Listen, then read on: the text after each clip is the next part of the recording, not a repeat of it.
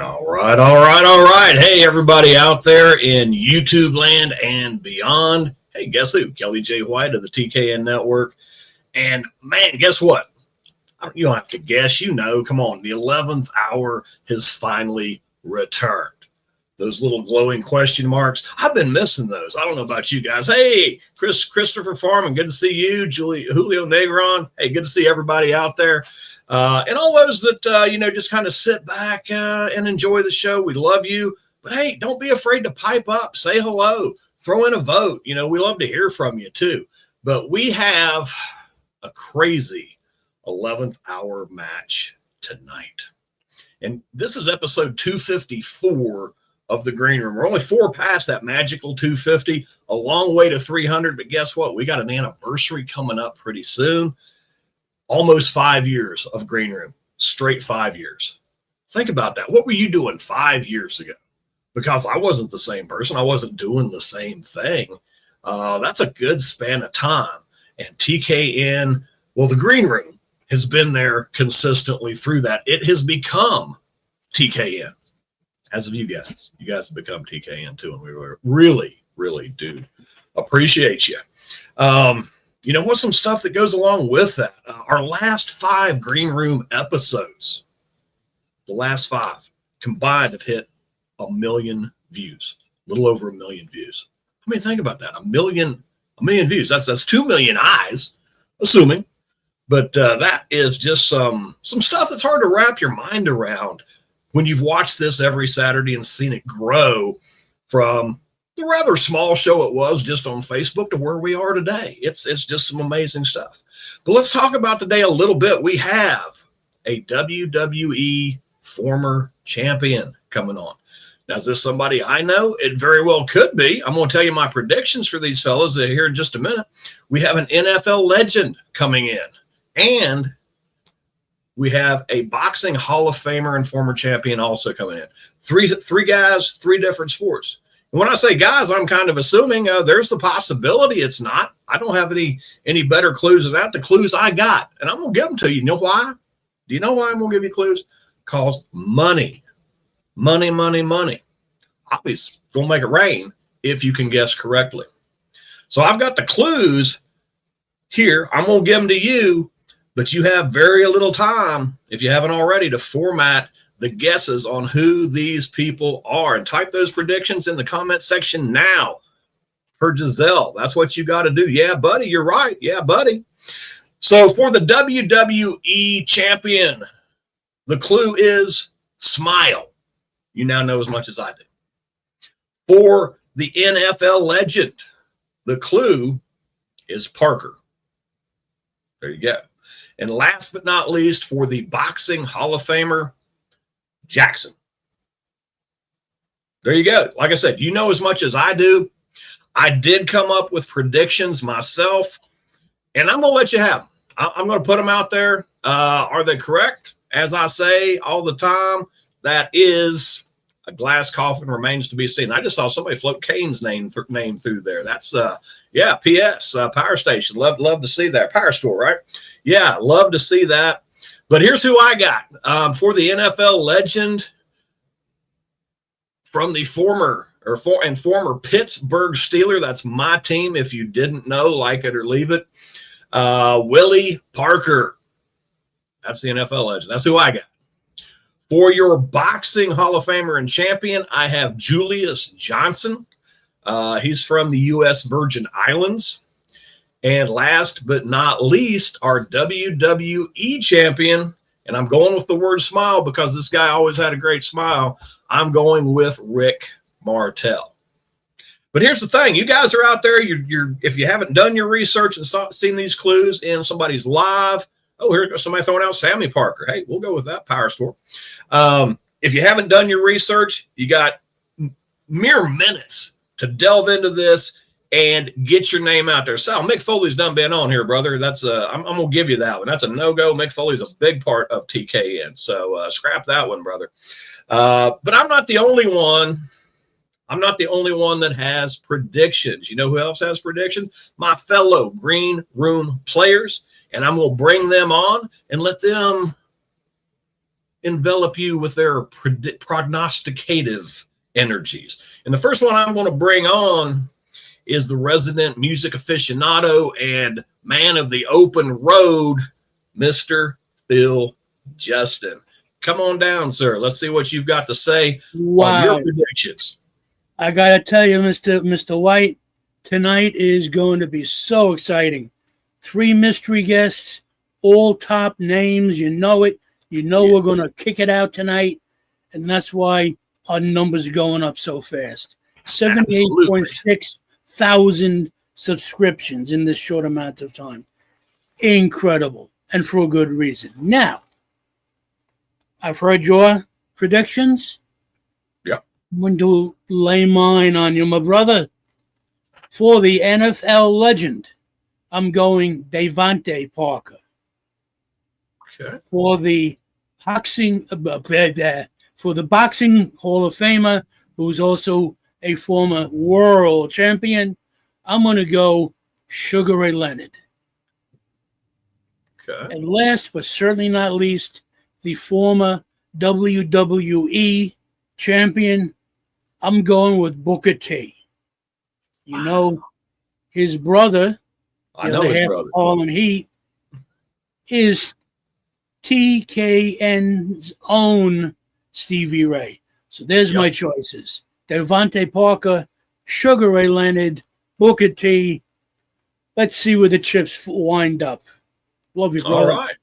All right, Phil. Appreciate you dropping that information on us. That's some very interesting choices. They're better than mine, I can't say. Let's bring in our next green room player and see how their thought process goes on predicting who is going to be in this 11th hour match. And that man is none other than El Fuego, Howard Collado. Dímelo, Kelly J. White. I am grateful to be here. It is a night of mysterios, mystery, because we have 3 mysteries that we do not know who they are. And I say this to death until the cows come home. In a night where in a world where everything is pre-scripted and pre-planned, it is awesome to have unpredictability. So that is what we have tonight. All right. Hey, Power. Hey, Safari. What's up, Lester? So I think, Kelly, great minds actually think alike, because I'm going to give you my picks. I'm going to tell you why. All right. Well, some changes. So for the WWE former world champion, I got Norman Smiley. Okay. Makes sense. But for the NFL legend, I guess we went in the same direction. I got Willie Parker for the NFL legend. All right. And then for the former world champion and Boxing Hall of Famer, I got Julian Jackson. Okay. Julius. So I did. Now, could be the same guy. Well, that's odd to me, and you hitting kind of the same marks on that, Howard. But I mean, like I said, great minds think alike, and or it's that, or I'm able to read your mind before you even stated your predictions. I don't know. Maybe I'm. Let's just leave it in the realm of great minds, okay?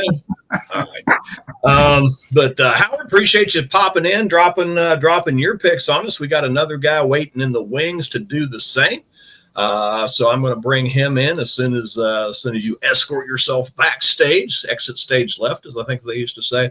So our next guy is he's another TKN host. You've seen him many times on the Black Box.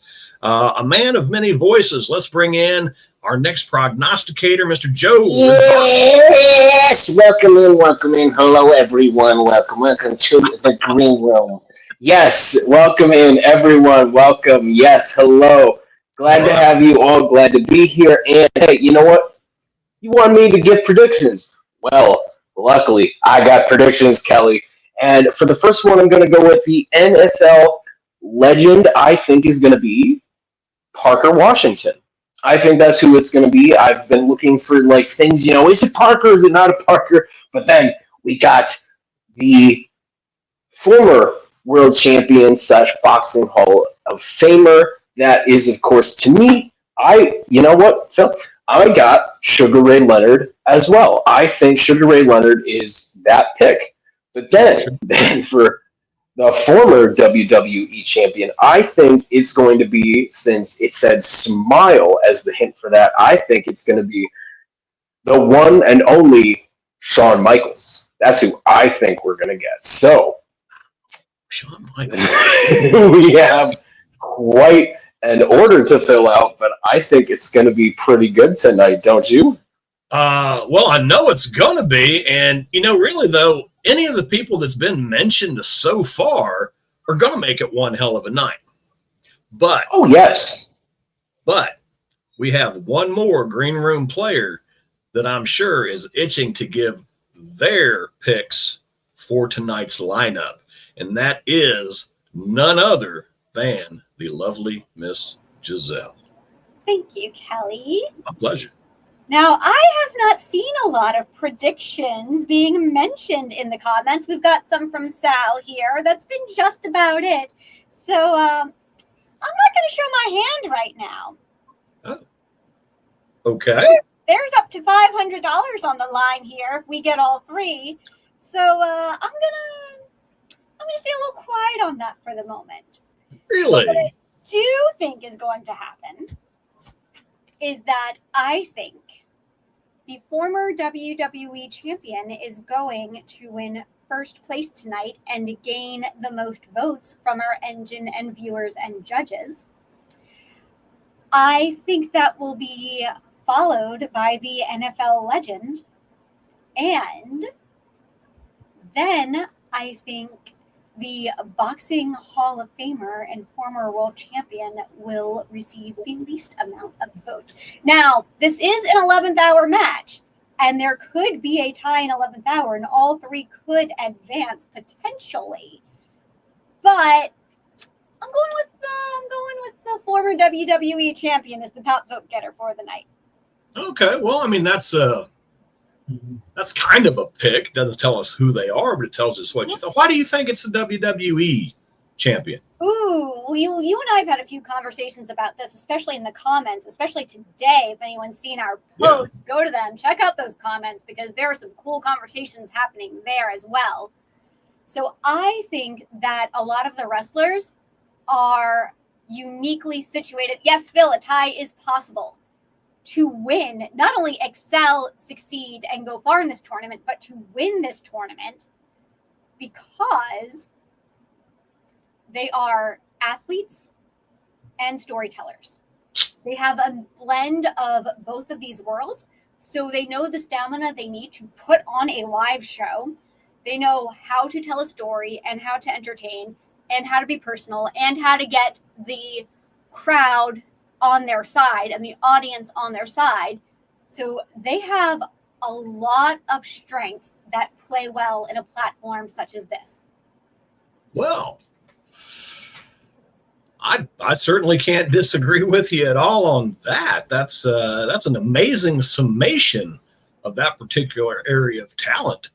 But what she pointed out too is that probably the single biggest faction within the TKN Celebrity Tournament are former pro wrestlers. Just throwing that out there. So odds are a former pro wrestler may be the winner.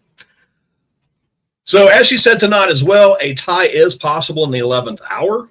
It's not possible in round 2, just to clear that up. So we've got the match coming up. We're going to have a lovely intro. Everybody loves the intro. That's going to be coming up in just a moment when I vamoose this caboose. But once the match is over, don't go anywhere. We've got other stuff planned for you, okay? Don't just, hop off. Oh, they're all gone. No, they're not gone. The green room players are still here, and we've got some stuff for you.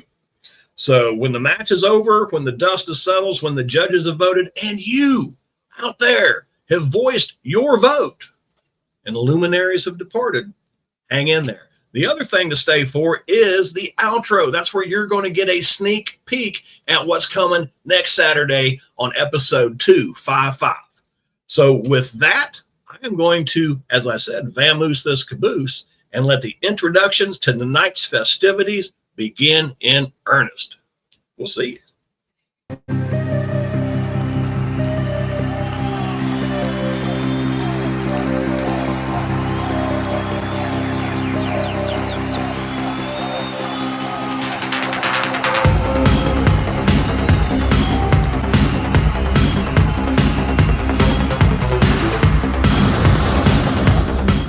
This is different, and I love it, man, because it got me thinking like I was back at school again. Is what I don't even know where you come up with these questions. I want to know how you do these.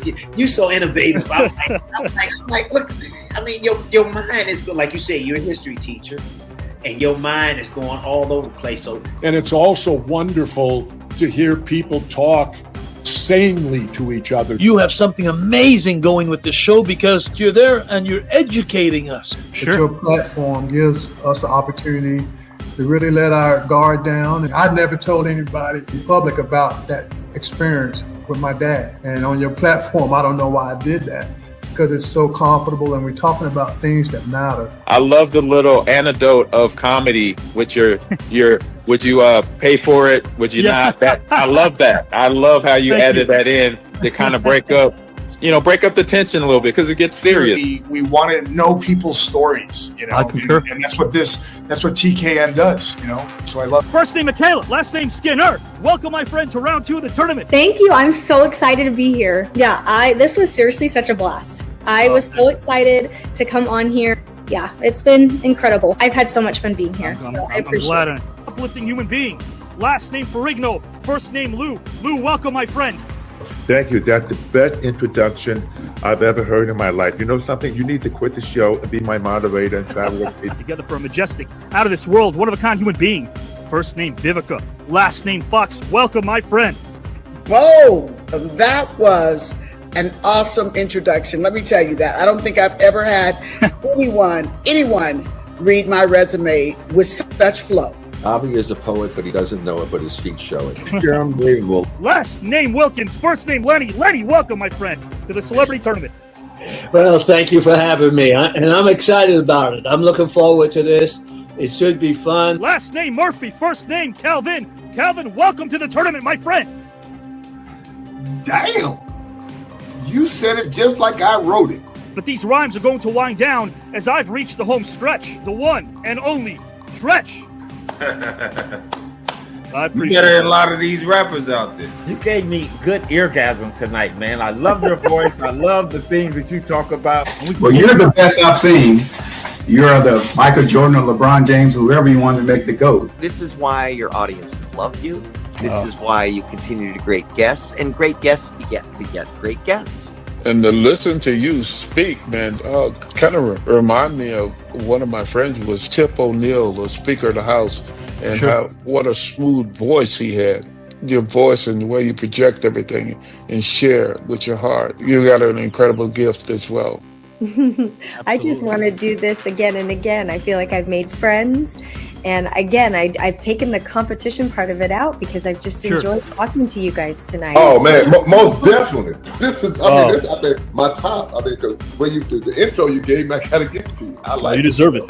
It really, truly, kind of blows my mind every time when we can get this many people together, thinking, mind melding, positive, not having to agree all the time with everything. But not getting ugly about it. And it's just, I feel like it's a microcosm of what it could be. Did you have a nice time tonight in the green room? I had a great time. I can't tell you how refreshing it is that somebody knows what they're doing. I can count my friends on one hand. Well, wait, on one finger. You. Oh, man. Thank you so much, my friend. Because if you don't heal from what hurts you, you'll bleed on people that never even cut you to begin with. It had nothing to do with your pain. All right. So tell him, Robbie. Tell him. You guys are bringing the best out of me. I mean, yes, pain is inevitable. I mean, there's a reason we have these sensors in our body. I mean, they're warning signs. In other words, something hurts. Obviously, something is amiss. But she would sit at the kitchen table looking out the window for quite a period of time while the food was getting prepared, and I wish I had took that time to sit down with her and ask her questions about her being a child, along with my aunts, my uncles, so I could not only be a blessing to her and know more and sympathize and love her more as a mother, but also to know more about myself and my sisters and understand where we've come from. This thing has drawn me out of myself and thereby drawn me into myself. But I learned a lot. And from you, I always learn something from you. Continue to work as hard as you can, because by working, Avi, you will keep yourself busy and get used to the grief. More underrated, we have Billy D. Williams, Italian men named Skippy, or unicycle. I'm sorry, Italian men named Skippy. Put me away, Abby. Archie Bunker, the mountain climber. Ralph Cramden, the yoga instructor, or Don Corleone, the computer repair person.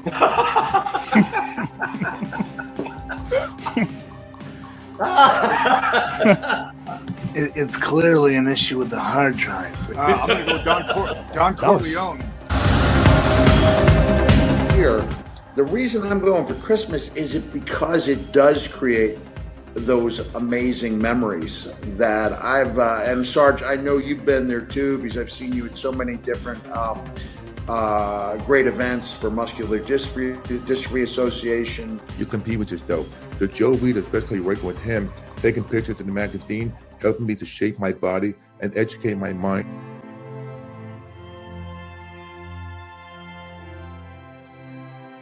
There are those of us who like to venture to the unexplored, to see the beauty in the strange and unknown.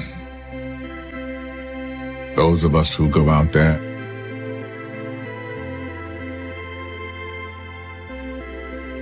with a sense of wonder.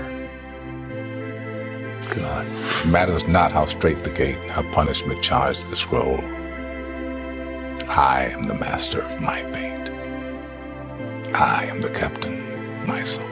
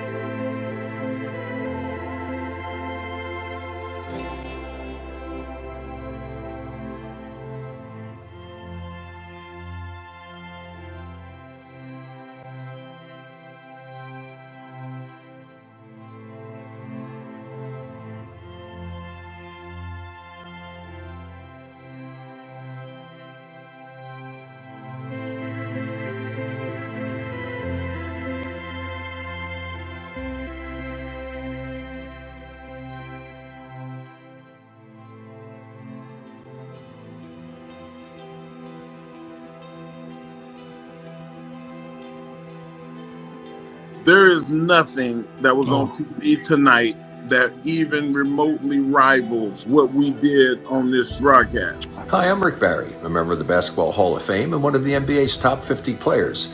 And I'm really excited to tell you about my new relationship in the broadcasting world with the new network.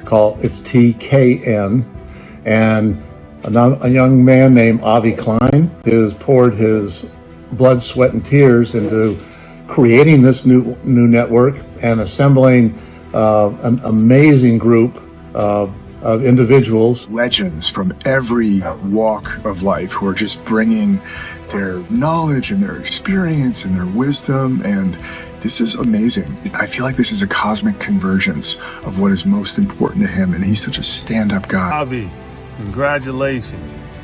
I don't know anybody that can talk as much as you. Seriously, I thought I could talk. You are unreal. What you do it with class, understanding, professionalism. You're simply amazing. I told you that when I first met you, and you ran off my autobiography. It basically was a book. It was simply fantastic. And to think that you do that every show. It's very respectful, and he really connects with the artists and his audiences. And I felt like this guy's on to something, and I'm proud to be a part of this with him. And I really thank your support. I lost my father, and you were the first person to support me in all that, and I thank you so much for that. The greatest wealth is when you can share it with someone. You can share your victories, you can share your failure, you can express your deepest feelings, but the greatest wealth is to be able to say that I have a friend, and I feel an unbelievable level of wealth, and a lot of that is because I have somebody like you. Are you here to win the whole darn tournament? I don't play. I just win. Robert, would you like to win this entire tournament? You know, all those luminaries and athletes and strongmen notwithstanding, the most dangerous place on this show is between me and that prize. That's all I'm going to say. You're chomping at the bit to get in this thing. Oh, yeah, man. I've been telling you, brother. You brought up some names to me, and I was like, I can't wait. I hope they don't see me, because it's going to be on like a steaming pot of neck bones, baby, and I'm not playing. Are you here to win the entire thing, my friend? I'll just say this, Abby. Winner, winner, chicken dinner. But are you here to win the entire celebrity tournament when it's all said and done? I saw a very familiar face in Mike Rotundo, better known as IRS, and he said that he was here for the winner, winner, chicken dinner, and I want to take away that chicken dinner, so yes, I want to win this whole shebang. Last name Smith, first name Joe. Joe Smith, welcome, my friend. Oh my God, Avi. Where did you get all of that from? Oh my God.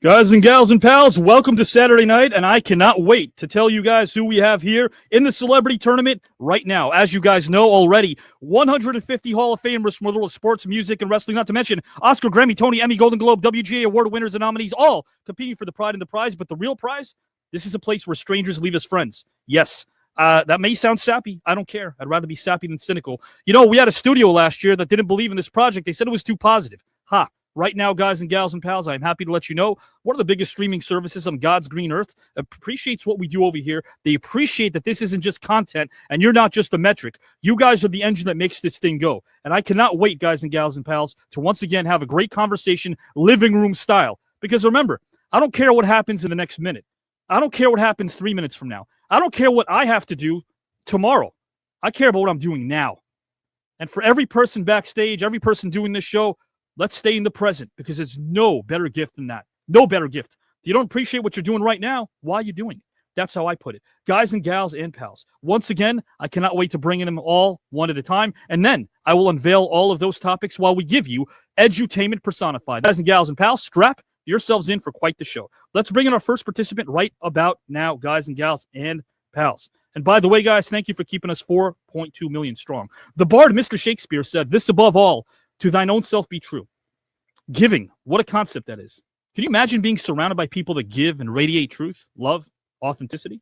Our first participant this evening thrives because he radiates the type of energy that is conducive to success. His stars are aligned not solely due to his unbelievable resume, but much in large part to his outlook. His level of authenticity is not only refreshing, but it's greatly appreciated. Guys, our first participant was raised in Prince George County, Maryland, and soon he would begin his journey. That's where the fat path to football and competitive sports started. It wasn't always easy. Life taught him to be tough, and it taught him that he was to earn stuff in an impromptu world that comes after you off the cuff. This was years before he wowed us with his excellence on the gridiron, as fierce as a shark and as smooth as Tony Stark. His legion of fans were like kids in a candy store enjoying a bar named Clark. Do they still have those Clark bars? I wonder if they do. Guys, he has one older sister, Angela, and one younger brother, Dwayne. And as a child, he was good at a lot of things. Years later, he'd be responsible for the Baltimore Ravens wearing their Super Bowl championship rings. One skill that really stood out was his speed. People who saw him would say that he was born to run. Such a passion, guys and gals and pals, dates back to our childhood, whether it's football or rhyming, which I love doing just for fun. Truth be told, my old school rhymes were quite bold because creativity is something you should never shackle. Another thing you wouldn't want, attempting to take this man down because he was allergic to a tackle, because his passion was intense like a valley-starving jackal. Attending Eleanor Roosevelt High School, where he was a two-time MVP as a running back, while also setting a national high school track record in the 200-meter in 1992. His talent grew and grew, and his career in the NFL was true. If you tried defending him, you'd be like Jack in the Nest, going cuckoo. But through and through, he knew what he wanted. So when Maryland recruited him and said, "We want you," that was all that he needed to be said, guys and gals, for him to deliver a big yup. I'll be honored to be a terrapin. Anything else would be a sin. He'd even play with his best friend from high school, Mansell Johnson. So with all that, who wouldn't nod their head at the idea of putting on the Maryland Terrapin Red? In college, the house of knowledge, he ran track, guys and gals and pals, and on the gridiron, he set records, including over 190 receptions. And soon Baltimore got a new NFL team, which drafted him. I'm speaking of the Ravens. He did it all as a wide receiver, punt receiver, and kick returner. He was also the first Ravens player to officially touch the football. It is on display at the Ravens headquarters in Maryland as it shines brightly in a star-studded hall. For anyone experiencing hardships or dealing with unwanted strife, this man was responsible for providing one of the best moments of anyone's sports watching life. All of our lives, we see a moment that hasn't happened yet. We bide our time, we work our asses off, and we yearn to learn so that we can excel in our role. Well, what about this legend? What he did when he scored an 84-yard touchdown and helped the Ravens win the almighty Super Bowl. You couldn't take your eyes off him like a crocodile doing his thing in the Everglades. It's now time for me to list his vast array of accolades. Guys and gals and pals, as I alluded to before, he is a Super Bowl champion and a two-time member of the Pro Bowl, 98 and 2001, a first-team All-Pro, a second-team All-Pro in 2001, a three-time AFC Special Teams Player of the Week, a two-time AFC Special Teams Player of the Month. He holds Baltimore Ravens NFL franchise records for most career punt return yards, 2,730, most career punt return touchdowns, most career punt returns, most career all-purpose yards, most career kickoff returns, and he's also in the Maryland Athletic Hall of Fame. Never mess with his game, because he'll put you in your lane. He launched a foundation to help students who are dealing with pain. As a Giants fan, his limitless talent and skill made me go insane, like Cypress Hill complaining about their membrane. He reminds us that what we do isn't what we'll always gain, so put your hands together for a warm, humble, talented human being. Last name Lewis. First name Jermaine. Welcome to the celebrity tournament, my good friend. Oh, thank you for having me. I appreciate that introduction. I haven't heard all those good things about myself in a while. I really do appreciate it. You did your homework. I love it. Yes, sir. You deserve to hear it, because the easiest part of what I do is coming up with these rhymes, because you got a great resume. Everybody that's on here has got a great resume. But what I love is when you peel back the layers and we get to know the person behind the persona. And it took me about a few minutes to realize that you're a great guy. The first time we spoke on the phone, I enjoyed our company before the show started as well. You really are a real guy and a real down-to-earth guy, and I appreciate your humanity, my friend. Oh, I appreciate it, man. You kind of got to stay humble out here just to stay level-headed. Absolutely. As long as we got the AC on, we're fine, right? Yeah, especially today. Especially.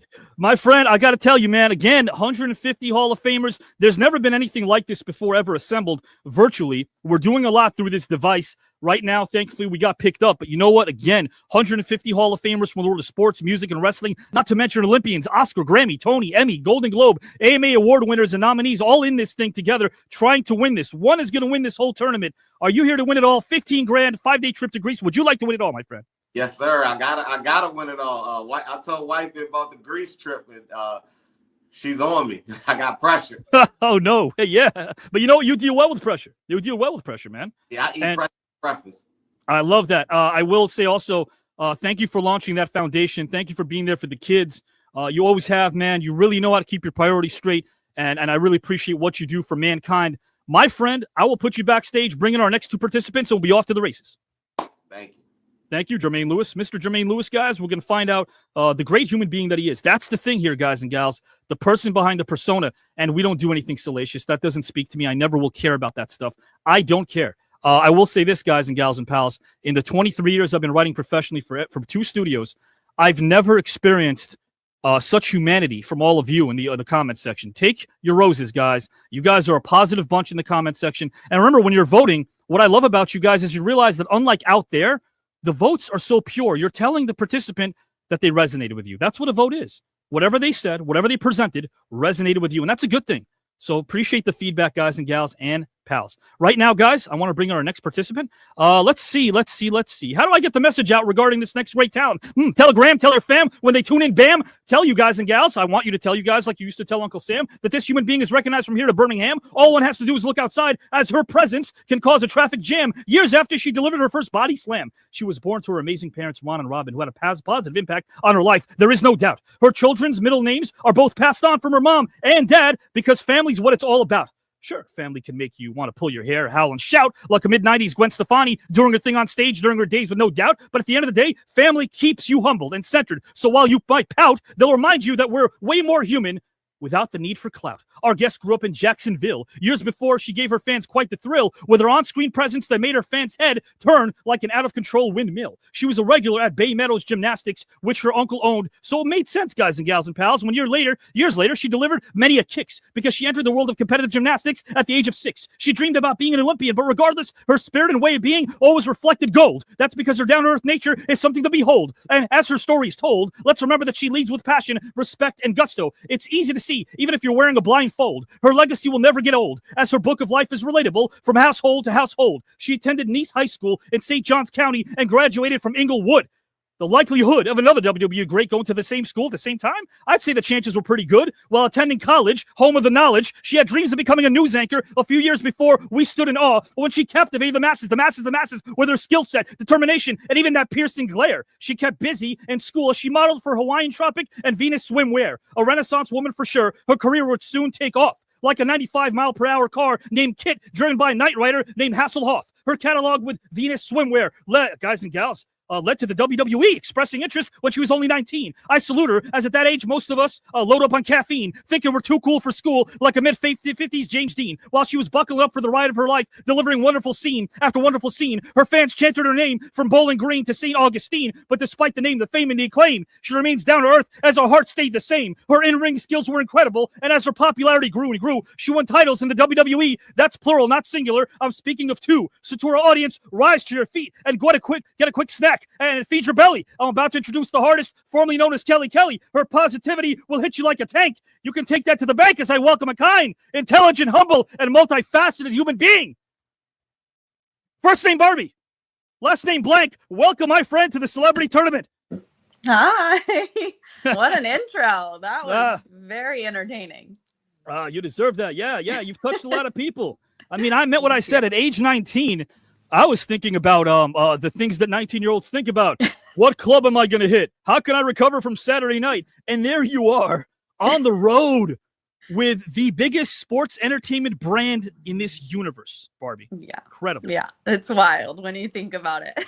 I have to ask you this before I ask the age-old question about winning this thing, because this is really, I thought about this.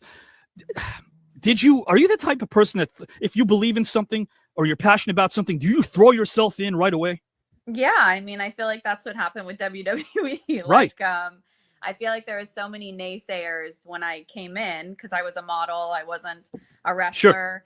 I didn't have that background. And there were so many people that were doubting me like, oh, no, she's not going to make it. She doesn't have what it takes. And I was like, oh, no, I'm about to prove all you wrong. Yes. And I'm going to put 110% into this. And I'm going to prove everybody wrong. So. And there's something to be said about how you carried yourself. I haven't watched wrestling in like 20 years, but by doing my research, you carried yourself with dignity and with class at 19 years old, when, again, most of us, have no idea where we're going in life. And there you are already like conducting yourself like a veteran. Do you ever look back? And it's okay to pat yourself on the back. We don't lead with ego, but we also have to be able to do you ever look back and go, you know what? As a 19-year-old, I'm proud of what I did. Oh, 1,000,000%. I mean, Yeah. like I, talk to people from home and like even just like, when we were 19, they're just like, Sure. oh my gosh, like how are you doing this? Like, It's incredible. Yeah. I don't know. I think it's just a testament to my parents and how I was raised. And Sure. yeah. And I think it's so really cool, by the way. I believe your dad passed. A few Yeah. years back, and Mhm. being able to have his legacy live on through your children, I think that's such a great idea that you and your husband Thank have, by the way. you. Thank you. We also, I started a charity because he passed away of glioblastoma, which is Gotcha. like a Okay. really rare brain cancer. And there's not much research done about it. So, we started, me and he's a brain surgeon who started, looking into Sure. glioblastoma. And he was like, I think we could do something really well with this and raise awareness because not a lot of people know about it. So, Yeah, we started that during COVID, which was really rough. Try to start Yeah. a charity during COVID, but it did well. It's still, we're still trying to push it out. It's kind of taken a pause, but I just, my dad is kind of the reason I got into wrestling. I used to watch it with him. Yeah, that's how, like, we watched it when I was like 13, and Sure. my mom wasn't a fan of it, so it was like our thing to do together. So it's just, crazy, like how like full circle moment kind of when I got the phone call about it. And my dad was like, oh And my he God. got to see you. He got to see you do what so few people get a chance to do, and you do it so well. And you pushed yourself, and you pushed yourself. I want our viewers to know. Eventually, I'll talk about that knee injury which you sustained. I mean, people need to understand what goes on there on the road. People think, oh, you're visiting these exotic cities. You're lucky if you see a rent-a-car in a gym for half an hour and then maybe squeeze in a nap. But it's lather, rinse, repeat because you're not really seeing the sights. You are working. You're in the arena. Yeah. And people think it's fake, right? But it's like, Right. no. Yeah. No, you have the scars that can prove it's quite anything Yeah. but fake. I'll ask you the age-old question again. 150 luminaries are in this thing right now in round number 2. Trip for 2 degrees, 5-day, 5-night first-class trip to Greece, 15 grand on the line. Would you like to win the entire celebrity tournament? I mean, yeah, but I feel like there's so many good people that I'm going against. Including I feel like you. It's gonna be kind of hard. So Oh, we'll it's gonna be see. fun. We'll see. I can't wait. Yeah, I like the one step at a time approach. Absolutely, sure. Yeah. Barbie, thank you for being here, my friend. I'm gonna put you backstage, bring in our third participant, and then we'll be off to the races. Sounds good. Thank you. And guys, you're wondering, hey, Avi, you speed talk. I like speed talking because I want to get to the action. I can't wait to see these three be able to teach us so much, to educate us so much, to show us where they're going with these topics. I'm going to have the best seat in the house, and guys, so are you as well. Guys, our third participant right now is coming in, and all of us will be on screen together. Guys and gals and pals, let's get this thing started right now. A third participant is one of the greatest heavyweight boxing champions of all time. His sense of humor and positive energy would persuade even a dastardly sort to uncommit a crime. He grew up in the Brownsville section of Brooklyn, the 12th of Dorothy's 13 daughters and sons. This was years before he established himself as a power hitter with 20-inch guns. He grew up down the street and went to school with Mike Tyson, but life wasn't always a rainbow, harps, nor did it have a dozen lovely doves. Dead bodies on the street in the morning was commonplace, but it all changed when he put on the gloves. He escaped by finding a variation at a boxing gym. He soon emerged as one of New York's finest fighters, so I'm not going out on a limb when I state that he became one of the greatest fighters of all time, as he was Mr. Main Event, not some prelim. He survived 250 Lot Avenue, which was a bleak housing complex nicknamed Gunsmoke City. Growing up in Queens, New York myself, I knew all about the frequent gunfights there all too well in a land that had no pity. That isn't a question. No need to consult. After each fighter, all you had to do was see the result, as he won 4 Golden Gloves tournaments before he was even an adult. He was the second child in his family to graduate from high school, and he made his mother proud. With his imposing size, he protected his mother by walking her to her job through a crowd. I love that. And to me, that's a beautiful sentiment that rings oh so loud. He became a 2-time heavyweight champ in 1995. As his untouchable resume grew and grew, he defeated the seemingly invincible Evander Holyfield to become undisputed champion of the world in 1992. The man won a medal in the 88 Olympics. As I continue to rock this flow, he delivered quite the knockout, like a deep gaze provided by actress Madeline Stowe. He won 4 Golden Glove titles, as he was respected in every New York City borough. He took gold in 85, and as a pro, he had an unbelievable record of 43-1. He wasn't just the main event, he was the show. So put your hands together for a warm, funny, positive human being and legend. First name Riddick, last name Bowe. Welcome, my friend, to the celebrity tournament. Hey, good to see you, big guy. How you doing? How are you, my friend? I'm good to see you, my friend. Riddick, you're looking great, my friend. Thanks. I'm getting a little gray. Yeah, I don't know about all that. I don't know about that. That's wisdom. I'm always going to call you champ because you are the champ, my friend. Oh, yeah. Thanks a lot. Riddick, my friend, I got to tell you, I'm so excited to see you today for these duo of topics we have. People, I can't wait for people to learn about you through these topics. You have done it all, my friend. Also, for our viewers who want to know, same class and same neighborhood as Mike Tyson as well. Again, I got to say a lot of things. Thank you for serving our country. Thank you for doing what you did in the Olympic Games. You really had a lot of adversities and obstacles in your way. You never let your obstacles get in your way. You were able to always have a linear mindset, know exactly what your goals were, and you were able to see them through, Riddick. Yeah, because I knew which way I wanted to go and how I wanted to do it. Thank God. Absolutely, my friend. Riddick, for the person who wins this whole tournament, 15 grand, 5-day trip to Greece. Would you like to win the entire celebrity tournament? It'd be nice. Absolutely. I would. I love it. Guys and gals, Riddick Bowe is here. Let's bring in Jermaine Lewis. Let's bring in Barbie Blank right now. And guys and gals and pals, we are ready to go with topic number 1. We'll all be on screen for this thing. Everyone's got the same topic. And if anybody wants to rebut or ask a question, that's optional. You can. When somebody's finished, I'll pop up back screen and I'll deliver the same topic to the next luminary that we see before us. I want to start off right now with topic number 1 with Mr. Riddick Bowe. Mr. Riddick Bowe. I'm going to set up the topic, and then Barbie, and then Jermaine, so it's the same topic. Riddick, I'm going to read this out to our viewers and to you. I call this sliding doors because we all play the what if game. We all do. I don't know. What if I decided to hang around a couple more years in my previous career? It would have extended itself. I always ask myself, what if I did not cook for my ex? Would she still be my ex? Probably not, because there are other things. But we play the what if game. It's a brief moment in time that we've experienced, and this is a fun hypothetical topic. Riddick, if you could select one moment in time during your life that could allow you to see what might have been, which moment would it be? If you can see one moment in your life to see what might have been, which moment would it be? And if you could ask a historical figure to pick a moment in their life where they could see what might have been, which historical figure would you pick and why? Riddick, my friend, the floor is yours whenever you're ready to go, good sir. Well, I would pick Muhammad Ali. I would ask him, why did he fight Joe Frazier the way he did? I think it was the second fight. And I would, I guess the second one I would do is ask him about Holyfield, why did he win at me? And our third fight. Right. And let me ask you this, Riddick. If you could go back in time and have the power and the ability to inspire someone from history, anyone from history, who would it be? Who would it be? I guess my son. Your son, sure. I say that because I would love to train him. His name is Julius. Right. I would like to see if he could do the things I did. Yeah, keeping it family based. And I do also want to, let everyone know again, we talked about this. A lot of people don't realize that, obviously you had a lot of siblings and a lot of things happened that could have really stopped and prevented someone from continuing on. Your brother Daryl was stabbed in the chest in front of a fruit stand near your high school. Your brother Henry was obviously, he passed away from AIDS, God rest his soul. But you didn't allow yourself to be swallowed up by the violence of your neighborhood. You didn't allow yourself to become the neighborhood. You got out of the neighborhood, Riddick. Absolutely. As soon as I could, I left.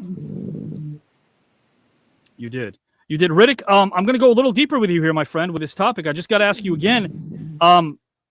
What moment again? Let's talk about something, even outside of boxing. If there's a moment you could have changed in your life, whether you were a kid or an adult, is there something you think about sometimes and you're like, you know what? If it went differently, I'd probably go here instead of there. You really got me thinking. Yes, sir. And I can get back to you on that. That's okay. I'll get back to you. That would be best. I'm going to get back to you. And I'm going to kick it off to Barbie right now for the same question. And I'm going to repeat this to our audience, even though Barbie, by the time I get to Jermaine, Barbie and Riddick are going to be screaming at me, shut up! We heard the topic already. Stop reading it every time. It's for our audience. I promise you guys. I don't like hearing my own voice. Believe me. This is for Barbie. Again, we all play the what if game. In this fun topic, you've been assigned as the first human being that can test what I call the sliding doors theory. If you could select, Barbie, one moment in time during your life that could allow you to see what might have been, which moment would that be and why? And if you could ask a historical figure to pick a moment in their life where they could see what might have been, which historical figure would you pick for this sliding doors experiment and why? My friend, whenever you're ready, the floor is yours. Okay. Well, the first part of the question, about my moment in my life that I would change, it would definitely be during WWE, my time there, when I was trying to figure out if I wanted to leave or not. I was kind of at a crossroads in my career. I'd been there for 7 years. I kind of had done everything I wanted to do. I was the champion. I got to see the world. I was on the cover of Maxim, FHM. I got to do all these things that, wouldn't probably be possible if I wasn't in the WWE. So as I was leaving, I was really contemplating, like, should I stay? I was only 26 at the time. But I felt like I lived a whole life while I was there. I was on the road 300 days a year. I was not really ever hurt. And so I hadn't taken a significant time off before. So I was at a crossroads, like, okay, do I take some time? Do I figure out what I want to do next? And I ended up leaving. And I often wonder, like, if I would have stayed, what it would have been like, because the girls now, years later, are like main eventing. They're doing things that we would have dreamed of doing when I was there. We only got 5-minute matches. They're getting 30-minute matches. There's all these titles. There's tag titles. There's 2 different women's championships. There's all these things for women now. So it kind of makes you think, like, what if I would have stayed? What would have happened in my career? Like, would I have, enjoyed it? Where would I be? Would I have, like, because now all these girls are doing movies and everything. So it's, I just feel like they're really pushing the women. And it kind of makes me a little jealous, because we didn't really have that when I was there. So it just kind of makes you think, what would have happened if I would have stayed? That's a great way of looking at it. And before we get into the historical figure part of it, I want to tell you, don't worry and keep your chin up, because when I first started screenwriting, I bypassed the opportunity to work with certain luminaries that I didn't feel I was ready to write for. And I was like, at the time, no silver spoon. I was sleeping out of a station wagon, writing anything I could just from some extra money. And then when my literary agent introduced me to Richard Donner, who was later known for directing Superman, Lethal Weapon, the first assignment I got with the studio I worked for was to write for Carl Reiner and Bill Paxton. And I was nervous as hell. And I remember Bill told me, hey, I read some of your stuff years ago. And I'm like, great. He goes, you really weren't ready.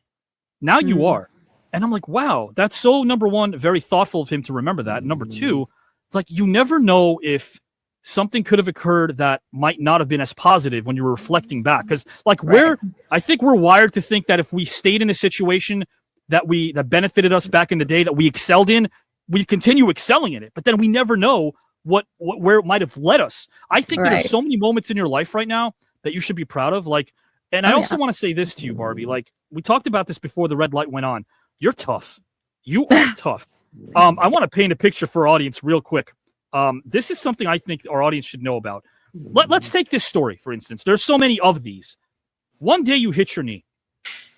You remember it doesn't happen right then, but you felt just a little sting at that moment. Then we're talking 7 hours later. You're at a dinner. It's like it's Eve Torres, the Bella Twins. It's in Chicago. It might be 11 o'clock at night. You're at dinner, and you remember your knee getting nasty, like so big. And you're like, what's happening with my knee? Like, you don't even know what was going on. So you texted the doc, and you're like, my knee. And they're like, you got to go to the hotel. So they cut out your jeans, and what happens next is they fill it up with like, it fills up the knee with blood and pus. Yeah. And it just goes, they had to like drain it, but the blood already had drain it. Yeah, it had some clot in it. So they're stabbing it. And like, you have to tell me what's going on through your mind at this time. It's insane. I was just like, what is happening? Because no one told me what was happening. I didn't know what was happening. Right. Because it didn't happen just right then and there. It like took time to, I don't know. And I feel like injuries in WWE are just so wild, and there's so many different things that could happen. I've seen girls pop their implant right in the ring, like crazy stuff that like you would never think. You're just like, oh my gosh, like this is wild. That didn't happen to me, but right. So yeah, when that happened with my knee and they couldn't get the blood out, I was like, well, what happens? Like, what happens now? And they're like, oh, it's just gonna have to disperse throughout your leg, and you're just gonna have this like big bruise covering basically your whole body. And I was like, oh, okay, that's great. Yeah.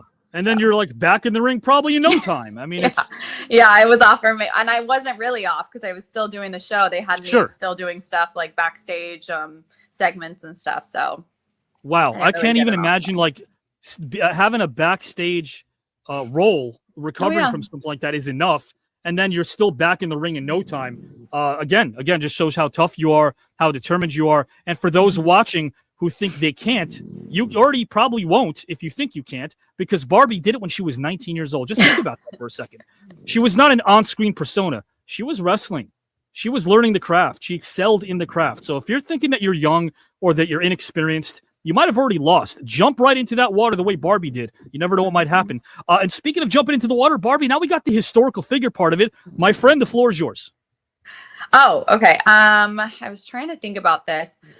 I feel like, Marilyn Monroe, I just think she was way before her time too. Like, she was young. She was kind of pushed into the spotlight. And she was kind of this like sex symbol, but I think I've read that wasn't really her persona. Like, she was just like a down to earth, like, girl, and they just kind of threw her in there, and she just kind of had to fend for herself. And I think women at that time, was probably a lot of stuff that was going on behind the scenes. And I just wonder, like, maybe if she would have taken a step back or just like said, okay, I need to take a break, or like just kind of like, I don't know, because I know she got into like drugs and all this stuff and ended up, I think she passed away of a drug overdose. So I just think she could have had such an amazing career if she probably would have had good people behind her, taken a step back and kind of figured out what she wanted to do. And like, if that was something she really wanted to do, keep acting or whatnot. I don't know. I just think she could have had so many good things happen to her. And I look at her kind of like myself, like she was so young when she got into the business, like, and I just think if you don't have good people around you, you don't have a good head on your shoulders, like you don't have a good family behind you, there's all these things that can happen. And I just wonder what would have happened if she kind of would have taken a step back, and kind of like I did. I stepped away. I was like, okay, what do I want to do next? Like, I want to save my body because my body was starting to fall. Like I had neck issues, all this stuff. So yeah, I just wonder what would have happened. Sure, you're right. Words can lie, but the body would always tell the truth. The body's always going to tell you what you don't want to hear sometimes. Yeah. It's so fascinating you picked her. You brought up Marilyn. It's when I used to teach U.S. history, I wasn't allowed to talk about things that were very true and very honest and open. But, she would travel back and forth to Cuba. And as a result, the administration, including Robert F. Kennedy, who was JFK's brother, of course, didn't want her trading secrets with Castro, but she wasn't. She was just enjoying the land. She was befriending diplomats, but that was her God-given right. And as a result, people kind of in the know think that that's what really ended her life, is that she was going back and forth to Cuba. And that really sucks, because you're right. She gave a lot of women hope during a very oppressive era. Very oppressive era. Yeah.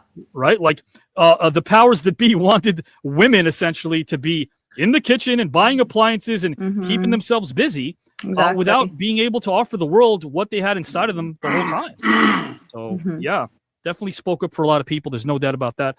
Guys and gals and pals. And you know what? Again, if she didn't speak up, who would have known if my ex didn't speak up and say, stop cooking? You cannot do a tuna casserole to save your freaking life, Avi. And she was right. But I digress. Guys and gals, don't try my tuna casserole. Mr. Jermaine Lewis, I'm going to kick over the same question to you, my friend. It's the same topic. I'll speed right through this because the floor is yours. But again, this is the what if game. If you could select one moment in time during your life that could allow you to see what might have been, which moment would that be and why? Either personally or professionally, it's up to you. And if you could ask a historical figure, either alive or deceased, to pick a moment in their life where they could see what it might have been, which historical figure would you pick for this sliding doors experiment? My friend, whenever you're ready, the floor is yours. Good, sir. All right. So, well, for me, it's going to be a little professional about football. So it's going to go back to the college draft when I came out. So, I think this one they had the draft on 2 days. They just started making a 2-day event, something like that. So the first day I didn't get picked. So that was like the first and second round, I think. So I was kind of so upset watching the draft and just not getting picked. I kind of knew I was going to go later, but I just didn't know when because I was putting up numbers. But one thing I knew was going to hold me back was my size. So, but anyway, we get to the third round, and I thought, I didn't know the draft started at like 11 o'clock, and I was so nervous and mad from, that whole day. It's such a long experience, kind of like, what Sanders went through. It's just a long experience waiting for your name to be called, and you really don't have any control over, when you get picked. So come the third round, I was like, I'm gonna take my mind off of it and go to the movies.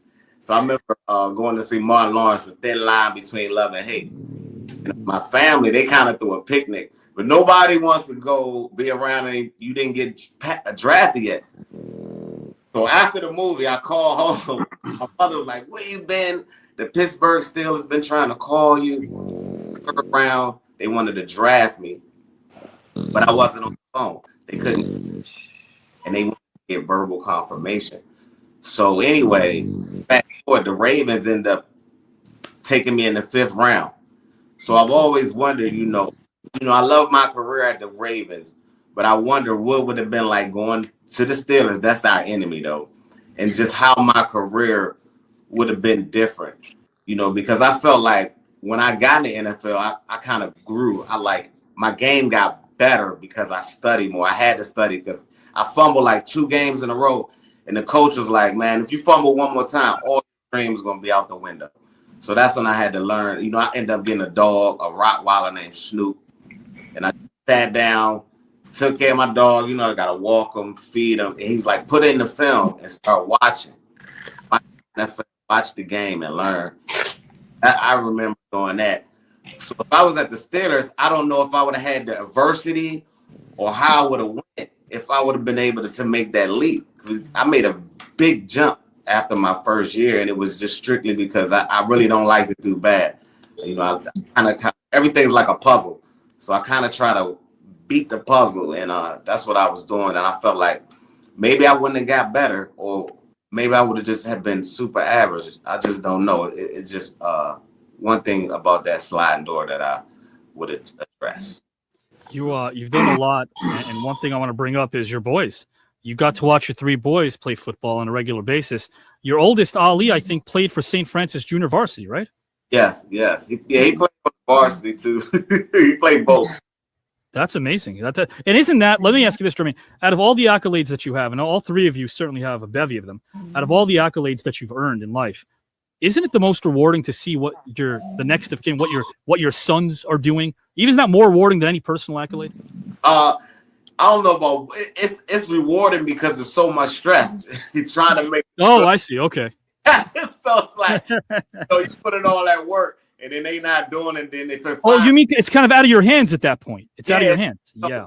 Think about being a coach. It's frustrating because you can't go play for them. I can do all these pump return. Yeah. But I can't go out there and catch it. If you're gonna drop it, that's on you. Yeah. I never thought about that because it's easy to stomach what you've done if you could take accountability. But then if it's out of your control and out of your hands, literally in this case, if somebody fumbles something and you have it, there's nothing you could do about it. So I totally get that. Friend, I'm going to go right now to the historical figure portion of this topic here. Who would you go back and maybe perhaps visit? If they had a chance to maybe go and pick a moment of theirs, answer the what if game, who would you pick and why? So I would go with Tupac. A rapper back then. I felt like, he had so much knowledge to give to the community. And his life was taken away early, due to, the rap game coming up, having a beef with Biggie on the New York, and then we got Cali, New York. And I felt like he had more to offer to this world, and his life was taken quickly. And you wouldn't get a chance to learn from him. It'd be cool right now if he was, in a Jay-Z role, running a industry, owning a label, doing all these wonderful things. I just wonder, how far he would go. And just like today, like what rapper today is going to be like a Jay-Z or even 50 Cent owning these production companies. I just wonder how far he could have went if kind of toned it down with the back and forth with the California, New York. Is that the moment? Is that the moment where you tell them, hey, look, this whole East Coast, West Coast stuff, is that the moment where you tell them to kind of survey everything? That's the moment you'd be like, it's gonna get out of hand. Too many people love where they're from. And then when you go East Coast, West Coast, that brings too many members in. That limits places you can go, limit your stress. I would have been like, you could be stress-free, just without the beef. So I think, it's tough when you're in that scenario that he's in, when you're on TV, you got a lot of fans and a lot of viewers. But I think he'd have been more, he'd have helped more adults and more kids if he was alive longer. I concur. Yeah, he had a lot more to do. And you know what's really funny? He's one of those rare examples of someone who, lyrically speaking, was a giant, but his storytelling / acting ability was just as good. He was an amazing storyteller. Yeah. Incredible. He put the passion into each rhyme, so you get to feel it and you get to relate to it. And his films, Jermaine, his films were awesome too. I mean, if people watched him in front of the camera, right, and some of those roles, he wasn't typecast. He actually played roles that you wouldn't assume he would get casted. Yeah, he brought that same energy. He took it as work. And he also was in Baltimore. He was in a drama arts school. Yes. His mom put him in that program when he was a kid. Right. Because she was a Black Panther. She was someone who stood for social justice. And as a kid, as a 5-year-old, you're right, that's when he started getting into the dramatic arts. And it stayed with him the rest of his life. Right. So he knew how to turn it on and off. Yeah. No, I like that. Guys, before we delve into topic 2, which is our final topic, I'm going to go back to Mr. Riddick Bowe, Mr. Hall of Famer, Mr. World Champion himself. Riddick, I'm talking about going back in time during a moment of your life that maybe, just maybe, you would change if you could. What would it be, Riddick? Well, there was a time I remember doing the Fresh Prince show. I believe if I go back in time, I would change and probably I'll be an actor. Yeah. But I guess, do you guys subscribe to not going back and changing anything? I mean, this is part of our topic, so we're doing that. But do you guys subscribe to letting things be? Yeah, I wouldn't change anything. Okay. Yeah. Right. Little moments. And it's so funny because what do you guys do when regret pops in? You have to admit that happens to all of us. When regret does kind of seep into the consciousness, how do you get it out? What do you guys do? I just pray. Pray. Okay. Pray. I just look at what I have now and nothing could ever compete with it. I have, 2 amazing, I have twins, 21 months old, and they're like my whole world. So I just can't even, I feel like my whole career has kind of led me to this point, and I just feel like, that's good. Yeah. You got to like fill out a prescription, give that to me. Without that easy, I got to tell you, I'm a neurotic writer. Jermaine, what do you do? My father, he always used to say, you always want a new pair of shoes until you see the guy with no feet. So that's kind of like where I'm at. Yeah. Learn from the decisions that you make and just try to make your family better, make these boys better from choices and decisions. You're so right. I love that quote from your dad. What was your dad's name? James Lewis. James Lewis. I think if we stay in that place, we're doubling down on our madness because we can't go back and change it anyway. Right. So why drive ourselves mad, right? We can relish the charm of the present. Like right now, I'm literally not thinking about, the deadline my supervisor gave me, which is about 800,000 words for the next 24 hours after write in a third draft of a screenplay that I'm not prepared to write. I'm not thinking about that. I'm thinking about you guys. So stay in the present. Absolutely. Guys, we got our final topic, but what I do want to do now is keep us all on screen for a very brief video of those who we've lost, who've been part of the show as well, who've been part of the TKN Celebrity Tournament family as well. So this is a tribute to all of them. Trio of options for Gallagher, more underrated and why? Sauerkraut, Henry Kissinger's deep soothing voice, or dogs wearing sweaters? I like dogs wearing sweaters. Did you have fun? Yeah, I haven't done an interview in 20 years. What a gentleman he was. Mr. Sizemore, first name Tom. How are you, my friend? I could turn the volume lower if you'd like next time. If you'd like me to do that, I could do that. Wow, it was something else. I don't know what I can do now. Oh, please. It was terrific, man.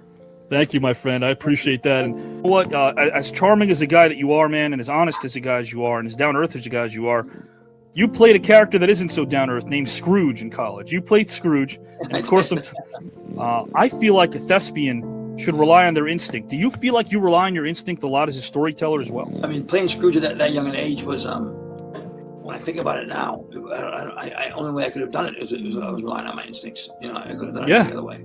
Okay. More underrated than why? Unicycles, Italian men named Skippy, or sophisticated dinosaurs? What? More sophisticated dinosaurs? Yeah, I want to say the sentence. Italian men named Skippy. I just want to say. Yes. Yeah, Italian men named Skippy. I just want to say the sentence. Italian men named Skippy. Something you'll never hear. Yeah. Did you have fun? Did you have a nice time? I had a great time. It was ball. Yeah, man. I want to do it again. This is great. I just think it's going to be, a lot of fun for people. The night before he got into his coma. There's nothing like this on the air, I don't think. Really. No, there isn't. I just think it's going to be I'm very interested in how people respond to it. Because I know it's going to be interesting and see if people tune in and stay tuned in. And I really hope they do. And I'm all yours, bro. Let's go out and make this work. All right. I'll talk to you soon. Okay. Bye. I teach a workshop, and one of my students finally said about my class about iambic pentameter. He finally said, I got it. And he was excited. And it was both his elation and those 3 words that make it worthwhile, right? Amen. You got it. But I think I've got to have equally passionate people involved in the production of it. That passion will override any reservations anybody has as to the show's potential for entertainment or education. Did you feel as if transitioning to the stage and performing live theater was a natural fit for you? Yes, I did. I always felt very comfortable on stage, more so on stage than I did in film or television. So I'm looking forward to you, Avi, giving me your thoughts and your input, because as I told you, that piece that you sent me is, I love good writing, and I think Thank you, sir. My career. And this is a beautiful piece of writing, as I said. I'm referring to the piece that you wrote me. You're onto something because you're a writer. You're a creative force, and I want to hook up with you. Thank you so much for those kind words, guys. Thank you for being you, my friend. I appreciate you and respect you wholeheartedly. And that goes double from me to you, Avi.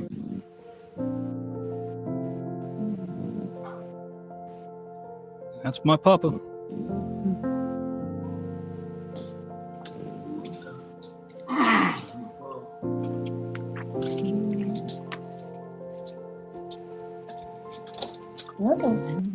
I just thought of something I want to ask you guys real quick. Lost my pop about 6 months ago. He was a very loyal person, a very shy, reserved, big guy, about 6'7", but a gentle giant. Taught me a lot, taught me how to always be honest and direct and respectful. Always be respectful, always have manners. If any of your family members are watching this show with my dad now, all of us who are no longer here, who do you think it would be? Who do you think would be watching the show from upstairs? The great big upstairs. Anyone? My dad, for sure. Your dad? Okay. Yeah. What was your dad like, Barbie?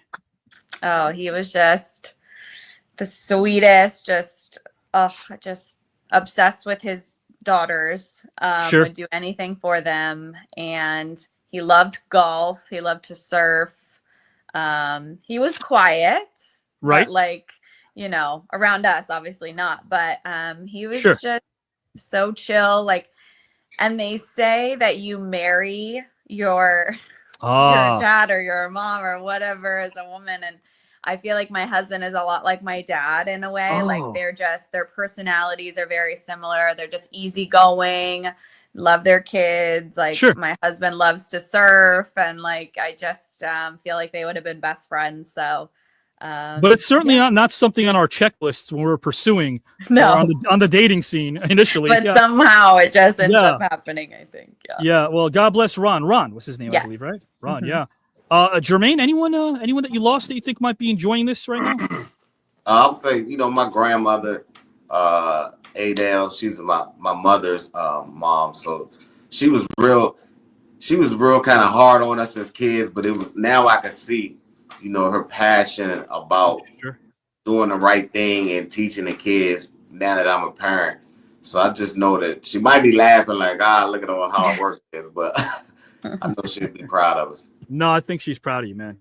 You lead with sincerity, man. You really do. You're a sincere guy.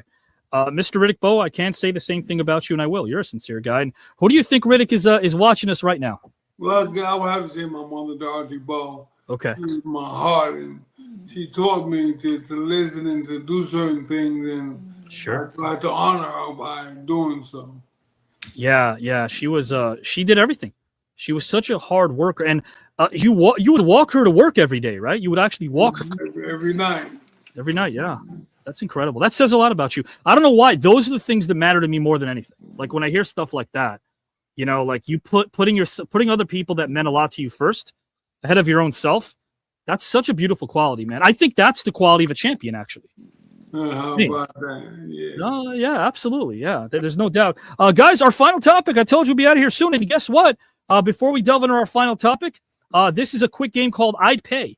This is the levity portion of the show where I give you guys a trio of options that are nonsensical. And hopefully they'll make you laugh. Because these scenarios, again, are nonsensical, but they're a lot of fun. So the way it works is I'll give you a trio of options. Let me know which one you would pay for of the following and why. Which would you pay to see of the following and why? We'll start with Barbie, guys and gals and pals, right now, and ask her which of the following she would pay to see and why. Barbie, if you could pay for one of these to watch, which one would it be and why? Rocky Balboa as a neurosurgeon, Seinfeld as a correctional officer, or Rambo as a talk show host? Oh my gosh. Say them one more time. Absolutely. Rocky is a neurosurgeon, Rambo is a talk show host, or Seinfeld as a correctional officer? Probably Seinfeld as a correctional officer. Get himself in trouble, I used to watch Seinfeld with my parents, and I thought it was the most hilarious show, even though I didn't get it at the time. Didn't get any of the jokes. But I think he would be hilarious as a and he also, officer. do you remember in the show he had more cereal boxes than anybody? He had so much. Yes, just posted up. Mm-hmm. How could someone eat so much? He'd get himself in trouble in prison with those daddy jokes. He had the dad jokes like, why do they call these bars? They don't rhyme or something like that. And he'd get in trouble or something. I'm going to ask Jermaine Lewis the same question. What would you pay for to see and why of the following? If you had to, Rocky Balboa is a neurosurgeon, Seinfeld is a correctional officer, or Rambo the talk show host? Rocky. I have to go with Seinfeld, being a correctional officer. I think, just being his body frame and body type and just trying to come back with all the jokes. Have fun. They probably had some good days, bad days. So I just like to see him navigate through that. Hopefully not the latter for him. Absolutely in that setting. Mr. Riddick Bowe, the same question for you, good sir. If you had to pay for the following, who would you pay to see for and why? Rocky Balboa is a neurosurgeon, Seinfeld is a correctional officer, or Rambo is a talk show host? Rocky Balboa is a neurosurgeon. So this would be the one time Mickey tells him to cut somebody, right? I would say so. You gotta cut him. You gotta cut him, Rock. But it's also the one time where I wouldn't want Mickey the trainer around me if I'm doing neurosurgery on operating on somebody. Riddick, I don't want Mickey around me when I'm operating on somebody. I don't need inspiration at that moment. I need concentration. Right? I don't need Mickey going, you gotta cut him, Rock. I don't need him at that moment. I know what I'm doing. I got this. I'm good. All right, guys, our second one over here. Then we go to topic number 2. This is for Barbie as well. Which would she pay for to see and why of the following? You guys can play along as well. I know you do. Or a lot of our luminaries play along and watch the show. Lou Ferrigno comments and he watches. Barbie, what should you pay for to see of the following and why? Hannibal Lecter is a regular cast member of 90210, Big Bird the Bounty Hunter, or Conan the Librarian? Hannibal Lecter, for sure. That would be wild. 90210? Yeah. Yeah, I could see Brenda and Brendan. I would want to see what kind of part he would play in that show. Yeah. What's for dinner, Hannibal? You, right? Yeah. You're for dinner. Yeah. I could see him do that dramatic turn in the opening credits, just kind of out of nowhere, we see Brenda and Brendan, then Hannibal out of nowhere. That'd be quite the visual. Mr. Jermaine Lewis, which would you pay for to see and why of the following? Hannibal Lecter is a regular cast member of 90210, Big Bird the Bounty Hunter, or Conan the Librarian? You said bounty hunters. What job is he going to be doing? Big Bird would be a bounty hunter in this case. Yeah. Big Bird, as in the bird. Yeah, the big Sesame Street guy. Yeah. Yeah, I like just bringing some of that energy to the comic character like that.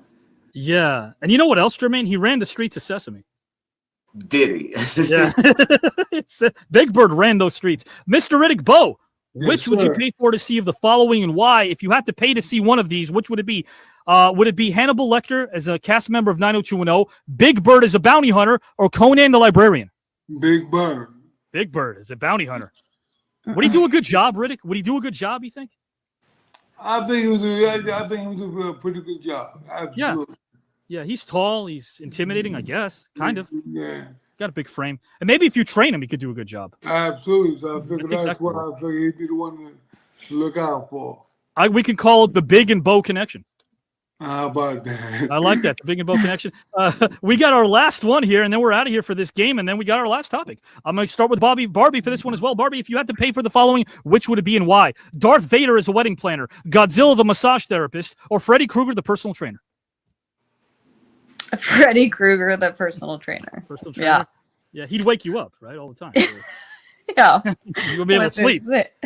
Yeah. I mean, we'd be dead. We'd be dead. We wouldn't be here, but no wrist curls, I love right? these, No wrist curls. Horror icons as these regular characters would be pretty funny. Freddy Krueger's the personal trainer. I like that. Mr. Jermaine Lewis, I'll ask you the same thing, my friend. Darth Vader is a wedding planner, Godzilla the massage therapist, or Freddy Krueger the personal trainer?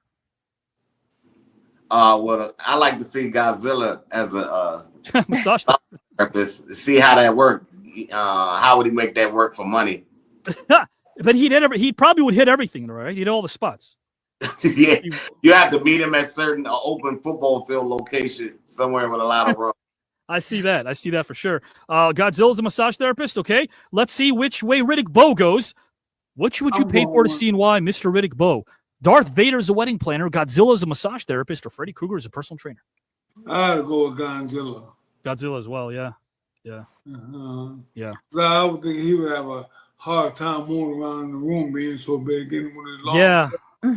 And I wouldn't feel sorry for the people that are actually like on the table. I feel bad for him because something tells me he'd be sensitive to our needs. He'd be tiptoeing a little bit and trying to make it easy. It's not his fault. He's pick number 2, guys and gals and pals. Let's go. Riddick Bowe, Jermaine Lewis, and Barbie are with us. Guys and gals, you know who else is with us? Our national sponsor, Progresso, guys. We've got a chicken noodle soup over here. This is a 4-pack. And I want to let you guys and gals know that you never know down the road. You never know for Riddick Bowe, Jermaine Lewis, or Barbie have Progresso in their backdrop as well. They're a great sponsor. They do a lot for us. We appreciate them as well. And check this out, guys. It's a 4-pack. It's a 4-pack, which means we can all have one can if we'd like to. Although I love Progresso so much, Barbie and Riddick and Jermaine. So guys and gals, we love them. And right now, we're going to delve into our final topic, guys and gals and pals. This is our final one. By the way, I have to ask this question. I got to get your opinions. I feel like we're all bonding over here. I think that we are. I dated someone who would ration her toothpaste. Yeah. Like the last 10% of her toothpaste lasted about as long as the first 90%. And I broke up with her. I couldn't stand that. She had to get that last squeeze of that last toothpaste, that last squeeze. Do you guys do the same? Do you conserve your toothpaste? Or do you just say, hey, look, I'm not going to make this a workout. I'm just going to buy a brand new toothpaste? It depends on the day. Yeah. Depends on the day. I mean, this is. I'm a writer. I have to know these things. Jermaine? I end up rolling mine all the way up to the very end. Oh, you do? You kind of conserve? I guess, yeah. I don't back, but I'm gonna get every last squeeze up out of it. I understand that. I understand that. Barbie, would you do the same or? Yeah. You would? You would? Okay.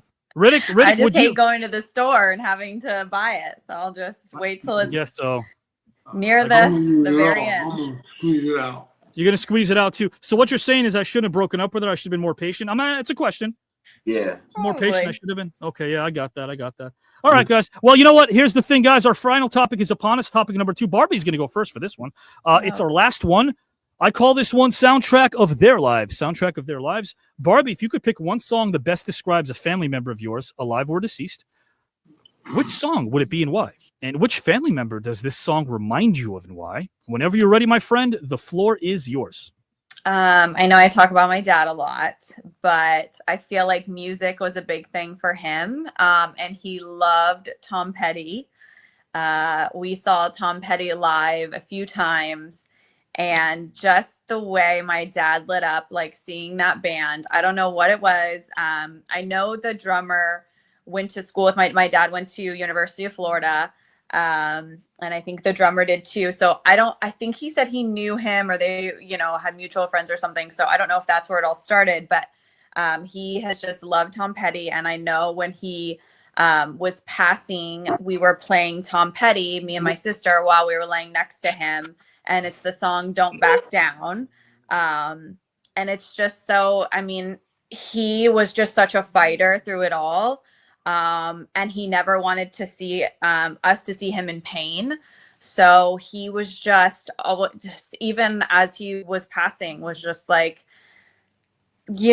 just so strong. And years later, I saw like a medium, because I wanted to like connect with him years after, and she just said, remember when there's certain songs that will play, that is your dad coming through. So whenever I hear any kind of Tom Petty song and they play at the most random crazy times, we will be somewhere where it's not even like that type of music, but Tom Petty will come on randomly. And it's just so crazy, because I'm like, that's my dad. And I'm like, hi, Dad. You know what I mean? Because she's like, just be very aware that he's always with you. And those moments, just, talk to him, tell him hi. And so that's just, and, I'll hear it at least once a week now.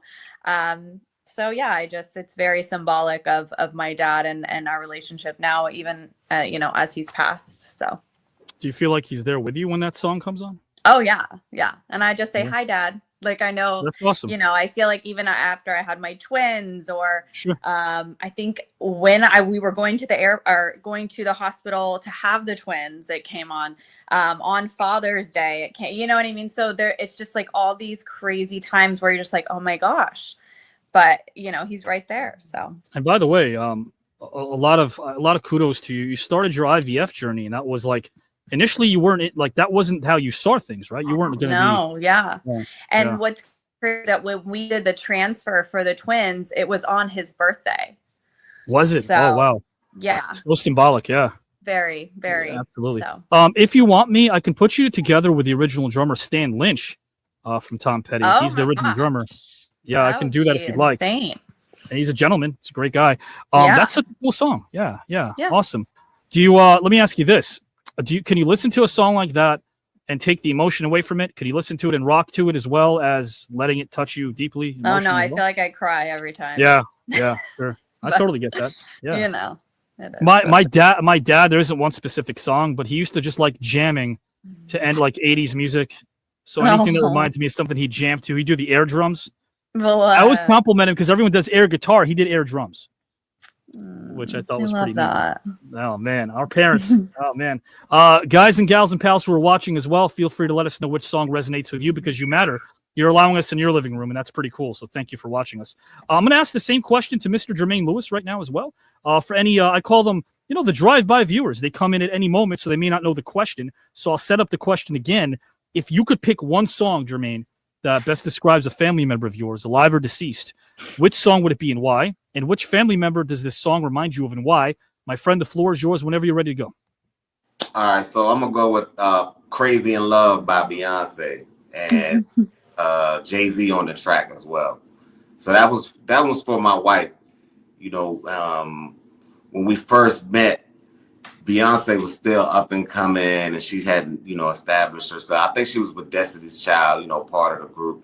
And then it just seems like the words on the song now that I'm older, and just like how it said Crazy in Love, I'm like, she must show some love, because I wasn't doing everything perfect. I was still young, all the things that come with being a football player, NFL and all that. I could have been better, which I'm doing great now, but I think she has to have some resolve, and just, she likes being the best. I like being the best. She likes supporting the best, and one of the best in the business, which is Beyonce. So we kind of carry that whole theme through our marriage, like Jay-Z, Beyonce, trying to keep doing better things and more, entrepreneur things, just thinking outside the box things and teaching that to our kid. And I won't bring it up, but man, My heart's with Gmo, man. You've been through a lot. Right. Yeah. You've been Yeah. through a lot. So me and her getting through that was we had a stillborn child at 9 months pregnant during our Super Bowl run, which that was so much pressure. And, you know, I had to be there for the family. And then at the same time, we're like on an 8-game win streak, like trying to win the Super Bowl. So it was a lot of pressure. And then having to be, you know, that was public knowledge. It's just, that was a little tough on us. I think that was one of our biggest hurdles that we had to get over. And that created a certain bond that just can't really be broken. So it's like, we just strive. We don't get along. It's not like we're great every minute of the day, but we know bigger picture.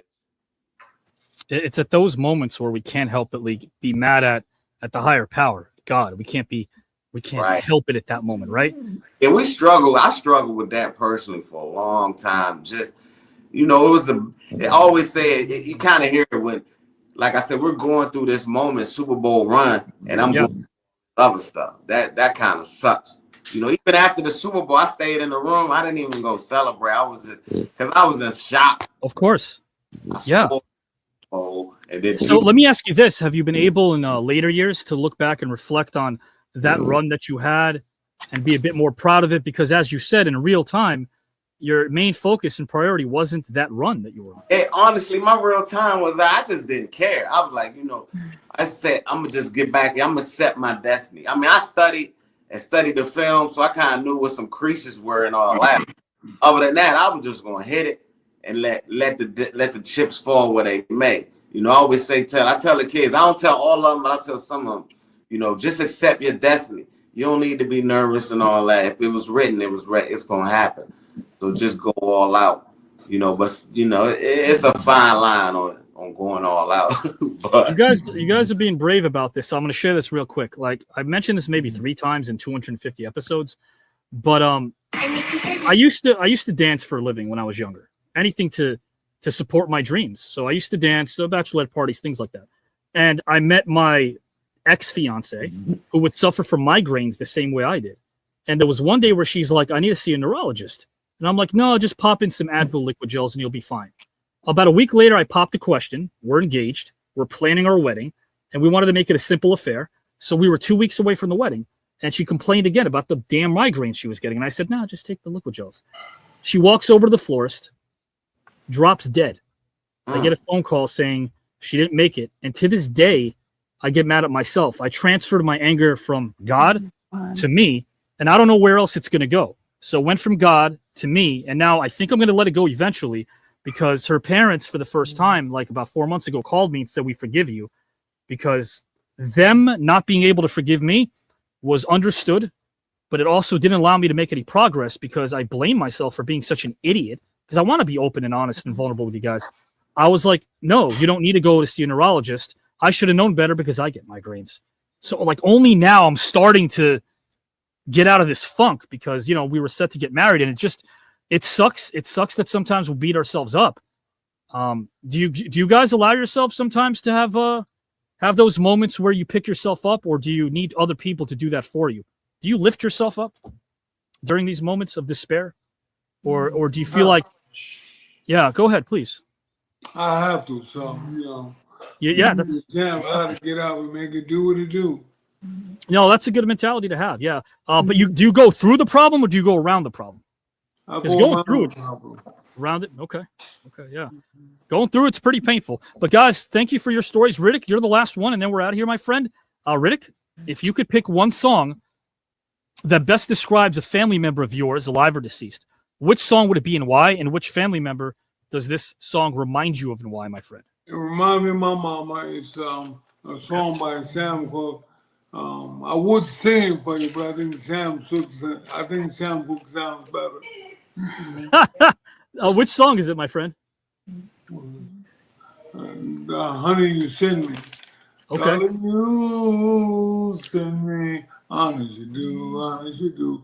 And when I hear that song, I always think about my mama. Hey, it's better than me in the shower, I'll tell you right now. That's good.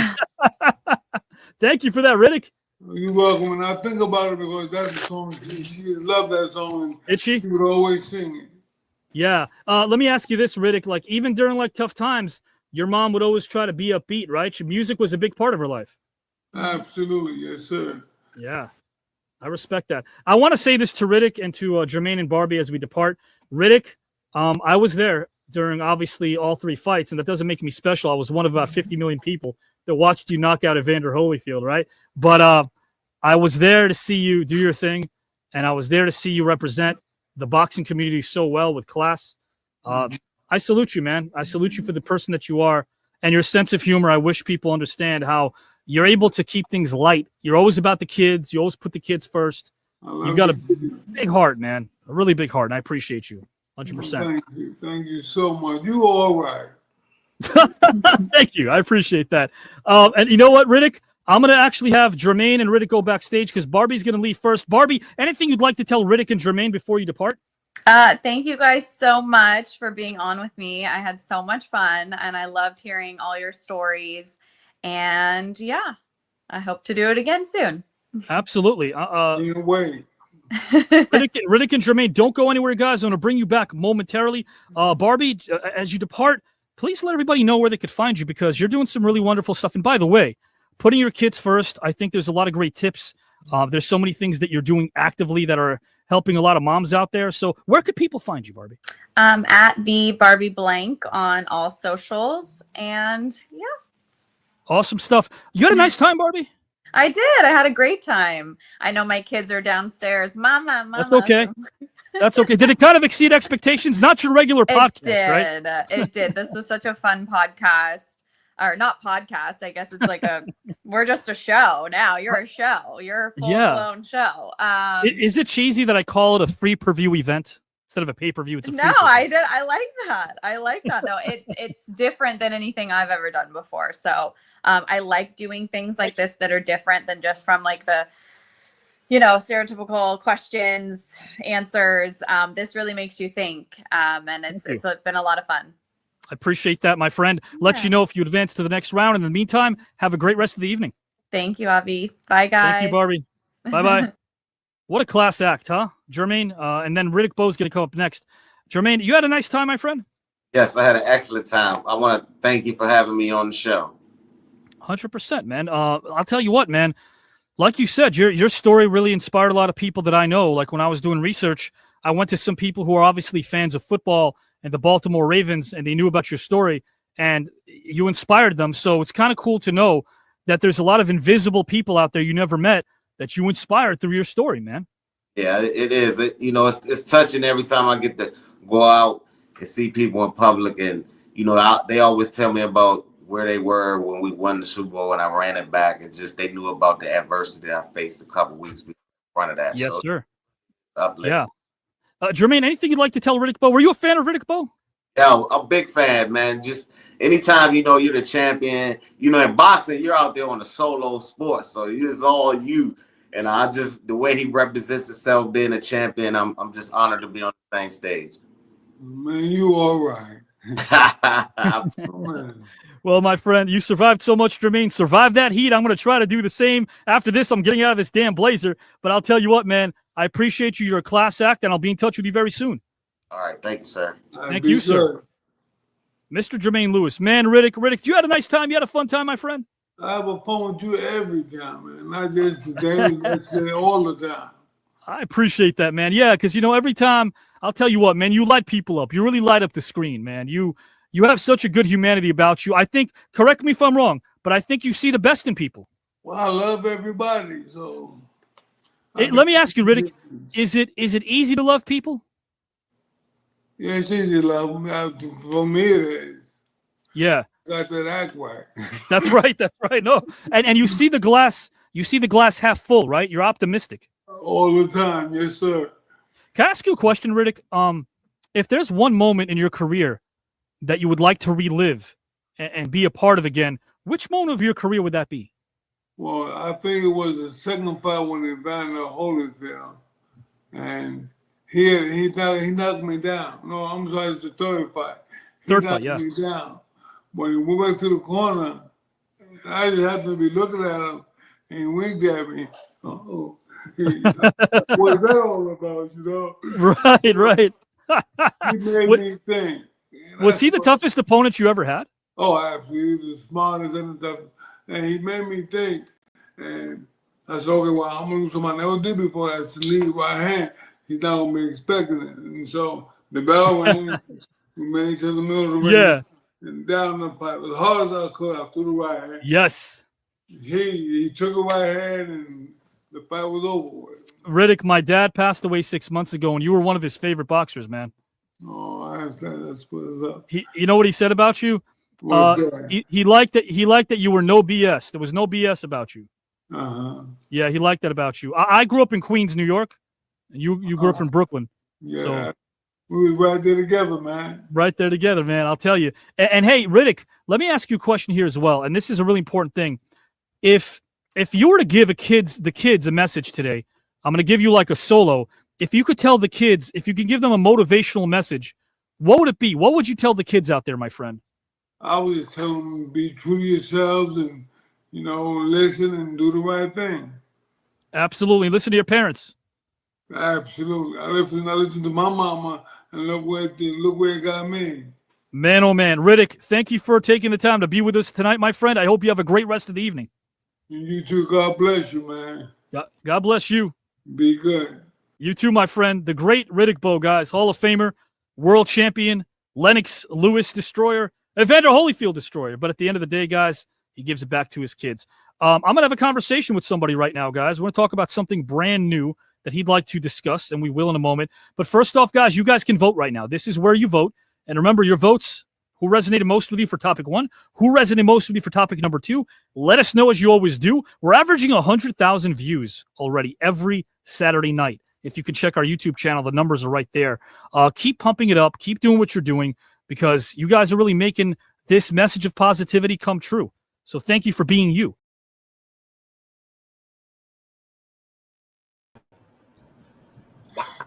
Okay. Howard!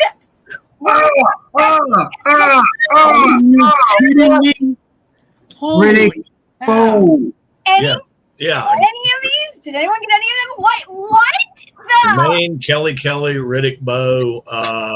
Yeah, I know my predictions went out the window, but I'm okay with that after seeing this panel, to tell you the truth. Shame about the $500, but that's the way it breaks. Oh my God! How are we gonna vote this, man? I gotta agree with Kelly. My predictions are so far off. Yeah, I have no idea where they are. But my goodness, was this a wonderful night?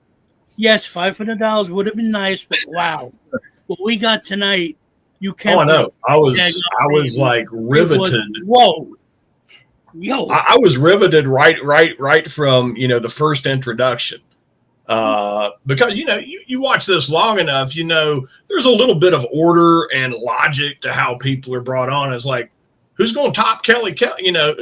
How's this going to work? Yeah. Wow. So, wow. Yeah. We had a round 1 match where John Lovitz was not the last person introduced, was not what maybe we would consider the headliner. Oh, I know. It was for a second. It's amazing. I mean, one of my favorite things I'm starting to do every time I see an amazing luminary is think, where was I when I saw that event that they were part of? It's 1992, Evander Holyfield and Bowe, and I was 12 years old, sitting next to my cousin Jose watching that fight. And I get transported back there, and it's just amazing. Riddick freaking Bowe was on. What? Holy. Yeah, I mean, that's a legendary name right there. I mean, there's no other way to slice that. I mean, 43-1 heavyweight? Yeah. Not too shabby. But I'll tell you, I remember 2000, going back to what Howard was saying, where was I, yada, yada, yada. 2000, my Giants, my beloved New York football Giants, in the Super Bowl.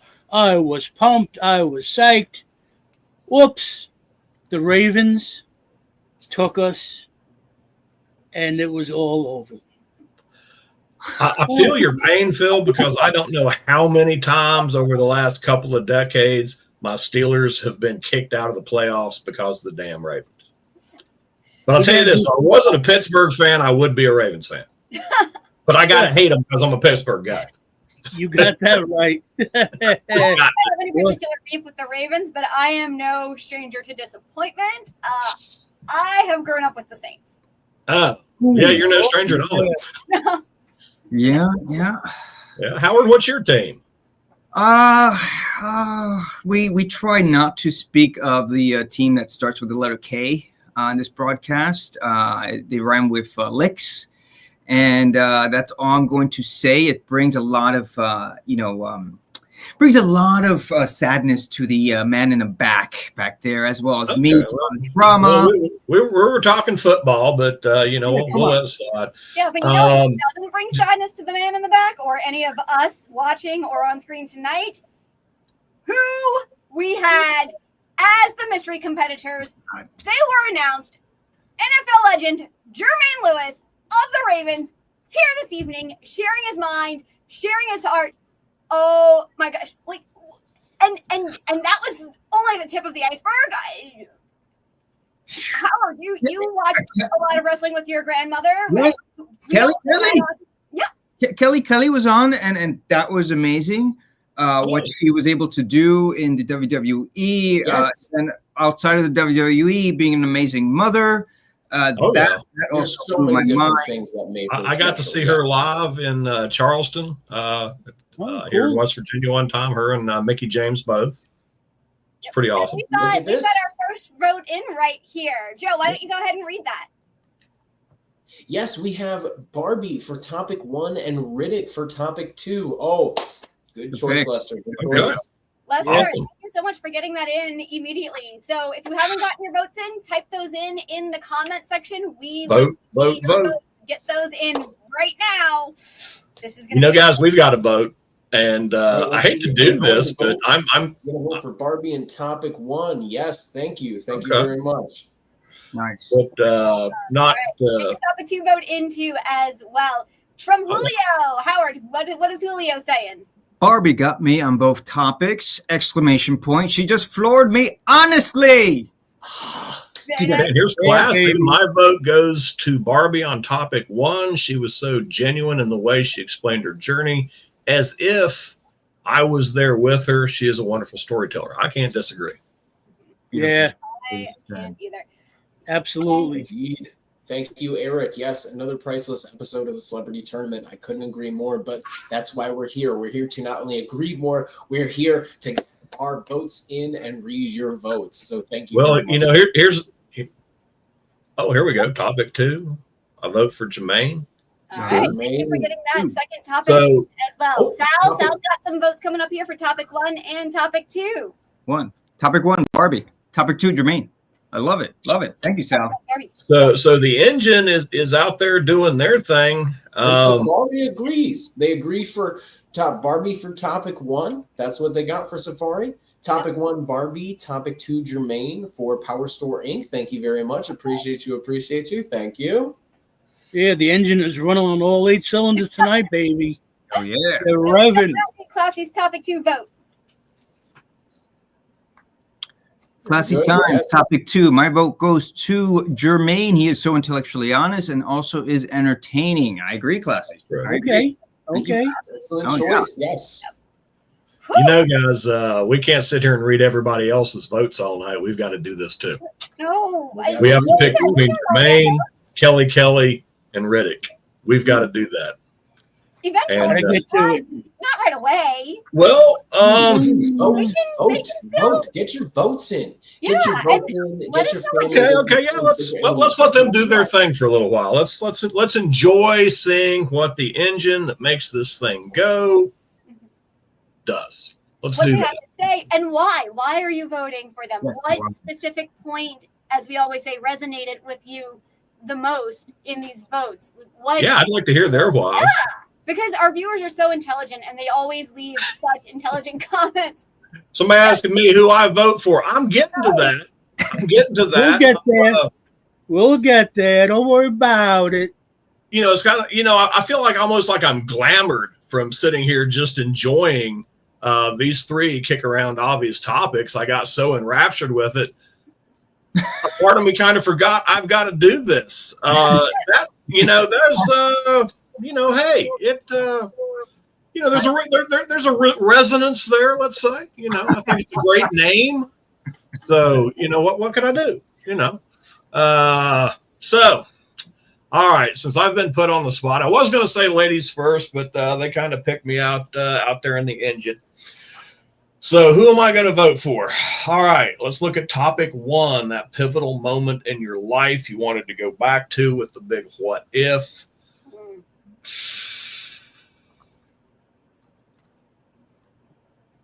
I got to go with, this is a surprise, Kelly. Mm-hmm. And no, it's not just the name. It's not just the name. Here's the thing.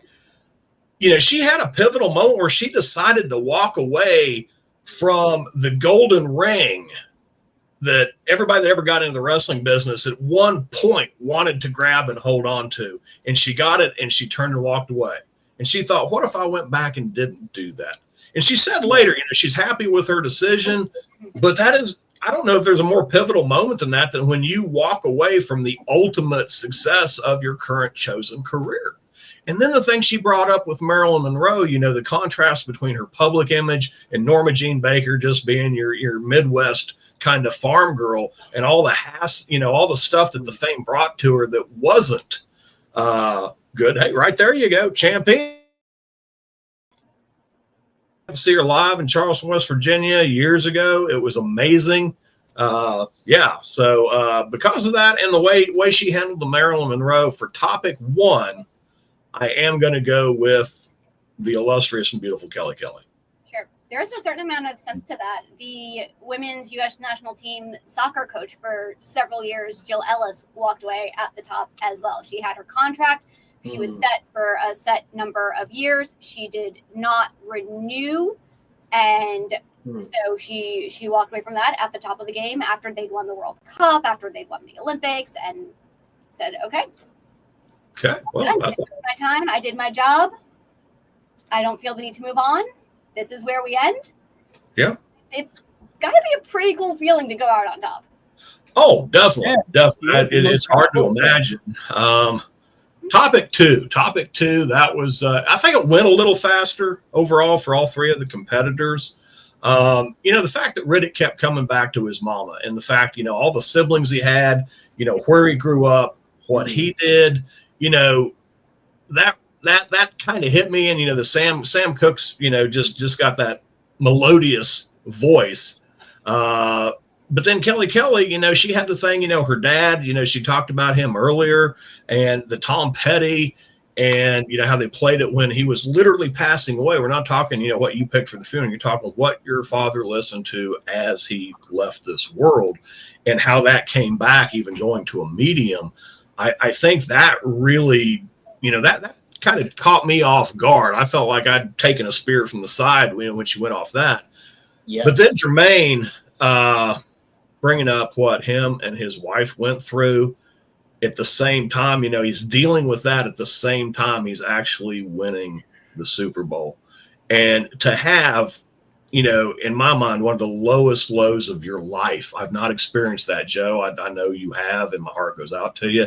Yeah. But I have kids, and, it makes me, tear up a little bit to think that. But then to have to go out there and perform at that level and actually achieve the ultimate dream of a football, of a football player, and to have that wrapped up in one package, the fact he picked a song for his wife, his life partner, over that, it put it over the top for me. So for topic 2, much as I love Kelly, I got to go with Jermaine Lewis on topic 2. That's me. That's great. Beautiful. Yeah, boy. Nice.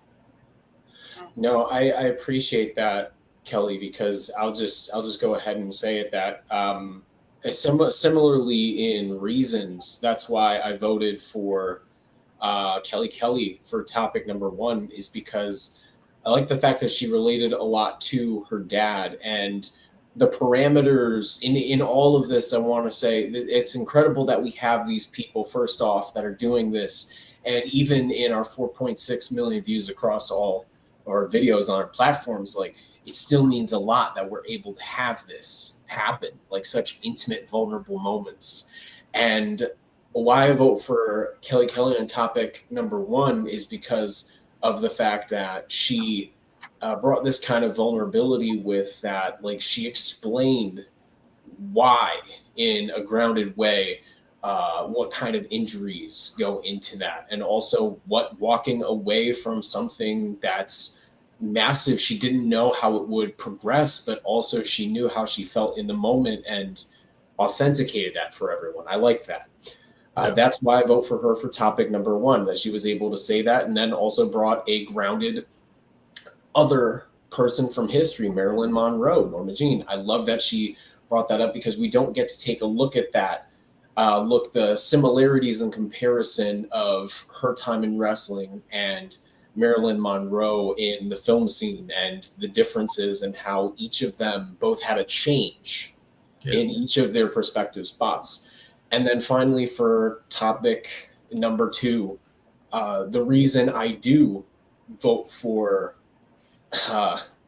Jermaine is because it did hit very close to home. You're right, Kelly, and I'll explain this right now. This is something that I'm going to be commemorating tomorrow. What could have been the birth of our child, whatever that could have been, my wife and I. So him choosing Crazy in Love with Beyonce and Jay-Z, that meant a lot to me, specifically that he was able to relate to that moment. And it was less about the sports and the accolades, and it was more so about dealing with his family, what was more important that would sustain afterwards. So those are my votes personally.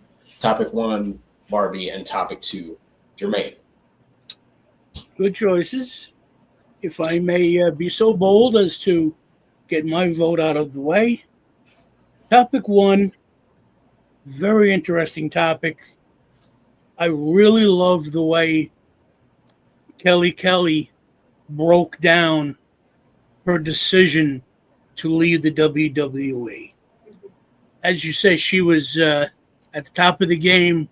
Who knows how much farther she could have gone, but she stopped, looked at the big picture, not looking at the fan acclaim and all that stuff, the big picture concerning her health, and she made the decision to walk away. After that, the rest of her life, she's going to wonder what could have happened if I stayed in the squared circle. You can't go back and change it, but you always have that in the back of your mind. I think we all have those moments in our lives where we came to a crossroad and had to make a decision. And later on, you wonder, what if I had taken that direction? And then she went back to Marilyn Monroe, and wow, that really got my heart. But here you had a beautiful woman, very talented, but so swept up in the glamour, the glitz, the bright lights. It cost her life. So, notwithstanding the other 2 gentlemen that also gave wonderful, dissertations that touched me, Kelly Kelly hit me the hardest. I could identify with it more. So my vote, topic 1, goes to Kelly Kelly. Now, topic 2. How do you make a choice? Right. Again, let me start with Kelly Kelly. I love Tom Petty, so that's an immediate, spot to hit me. But the circumstances of listening to Tom Petty as her father left this mortal plane touched me greatly, as I've gone through that myself. And she did mention many times how important her father was to her life. So that really kind of got me. Sam Cooke, come on. Who doesn't like Sam Cooke? And to talk about his mother. True. Bowe. We all love her. I'm Sicilian. My mother was. And that's a good thing, Phil, because look at that. Another person giving their vote right there in the comments. That was excellent. If we could pull that back up again. They also had a vote. Thank you so much. Just want to bring that right back up real quick because that was important. I just so read their vote because wanted to see that. Thank you so much, because they said topic 1 Barbie and topic 2 was Riddick. Thank you very much for that. Sorry, Phil. Thank you so much. Hey, somebody who thinks like me. Keep going. That's scary. Oh, thank you. But getting back to topic 2, Riddick Bowe talking about his mother, all the sacrifices she made for him, and to play Sam Cooke. God, like I said, who doesn't love Sam Cooke? If you don't love Sam Cooke, get out of my life. But then you had Jermaine Lewis. As my esteemed colleague Kelly White said, how do you have the lowest time in your life with the highest time in your life and survive? Somehow he managed to pull through, to bring it all together. Now, I'm not a big fan of Beyonce. Sorry, kids. But the way he brought that song into it, dedicating it to his wife and all this other stuff, I'm going to go with Jermaine Lewis for topic 2. Tough call, guys. Right. No. Well, ladies and gentlemen, I'm gonna go a little counter to your votes, my friends. Oh, here we go, Howard. Well, for topic 1, being a music fan, I really love the fact that Jermaine brought up Tupac, and being a big fan of Tupac, such an immense talent. Was an amazing storyteller, Avi. So amazingly talked about that, his roles in movies, what he was able to do as a master craftsman at rap and his lyrics. And then, Jermaine talks about, well, what if he would have become maybe a CEO, kind of, enter that same, status that, a Jay-Z now has or a Nas now has, right? But, we know also that, he was very much into being able to give back to the community and being able to talk about the injustices of the community. So imagine if he had stayed on the straight and narrow, what he could have done more for the community and as maybe a published author, a poet. I mean, on and on. I mean, I think there's a story that he wrote screenplays while, he was incarcerated. He was in high school. I believe one of his mentors put him on to Nietzsche. So a really fascinating guy that, Chris, all 3 celebs were amazing. The person who really touched me tonight was Kelly. So she gets my vote for topic 1 and 2. Awesome. Very nice. For that. All right, way to go. So, so to just sum it up, I really love that he brought up Tupac and what would have happened if he had stayed with us. So my vote for topic 1 is definitely Jermaine. Now, topic 2, I agree with you, Phil, actually. Really tough topic. Again, being a music fan myself, the minute that, Kelly mentioned Tom Petty, but the image that she paints of being there with her father as he's about to pass away, and that song, Don't Back Down, that was really powerful for me. Just the way she painted that. And then, just wherever she's at, if she hears Tom Petty, and just immediately says, hello, Dad. I mean, I thought that was just so beautiful to have that kind of intimate moment and sharing that with us. That is beautiful. But I'm sorry, guys. Yo soy un mama boy. I'm a mama's boy. That's okay. I'm the only boy in a family of 2 girls, and my mom. So when Riddick talked about, his mom and that song by Sam Cooke, Darling, You Send Me. And on top of that, what I love is always when Avi talks to these luminaries after the topic. And he does such great research that he brings up these little tidbit facts. And he talks about how Riddick would walk his mom home at night. Bronzeville, Brooklyn, I'm sure, very dangerous area at that time.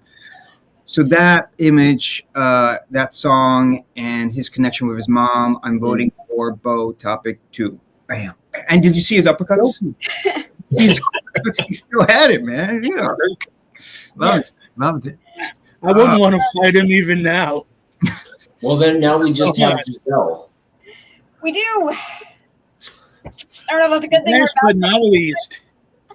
right? Sometimes I want to go first and just get it over with, but sometimes it's good to go last because you let all of your thoughts solidify, and Yeah. it's always so hard.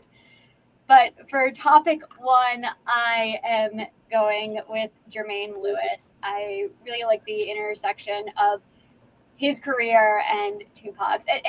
The Ravens are a much younger team than I realized. So he's coming of age in football at the same time as the Ravens are starting and coming of age. So they've got this great parallel story. So to look at that, what if I had gone to a different team? What if I had gone to the rival Steelers? What would have happened if would I have had the same opportunities for growth and development and learning and studying that I had on this team? So being able to see that through that image of that sliding door, I saw his face pass, and being young and not understanding exactly what is the draft and what's happening here. And we're just getting really quick with this, and it's getting televised, and having all of this fanfare around you, and all you want to do is play football. That's what you do. Yep. So I really saw him seeing himself in that spot, and I voted one. And then for topic two, again, all three great songs, great stories behind the choices, great artists. How can you choose between something so incredibly personal? But for topic two, I am going with Kelly Kelly. She painted the most vivid picture for me of this. I saw her there with her family, with her dad, with her sister, and knowing the struggles that she's went through to have kids as well, and what that means. And Howard's right, that hi dad moment is just, it's so sweet. And I think we all have one of those moments. There are times where I pick up a scent and I look up to heaven and talk to my grandmother. So I totally relate to that. I think it's great. So topic two is Kelly Kelly. All right. Okay. Wow. This is a tough one. Okay. Oh, I know. no. Wow. Who's going to come in? Who's going to be the votes? Who's going to win? Yeah. Don't say it. Wow, Miranda, who cannot speak. Miranda. Guess who she votes for? Okay, Miranda. Topic one. What are we playing, charades? Make initials. Make initials. Yes, we know you can't speak. Make initials. I think she's saying she's going to kill Phil. It's a bow tie. It's a bow tie, baby. It's a bow. It's a bow tie. Good job, bow tie. I love it. Riddick Bowe. Awesome. Okay. Topic two. Topic two. Sounds like it's.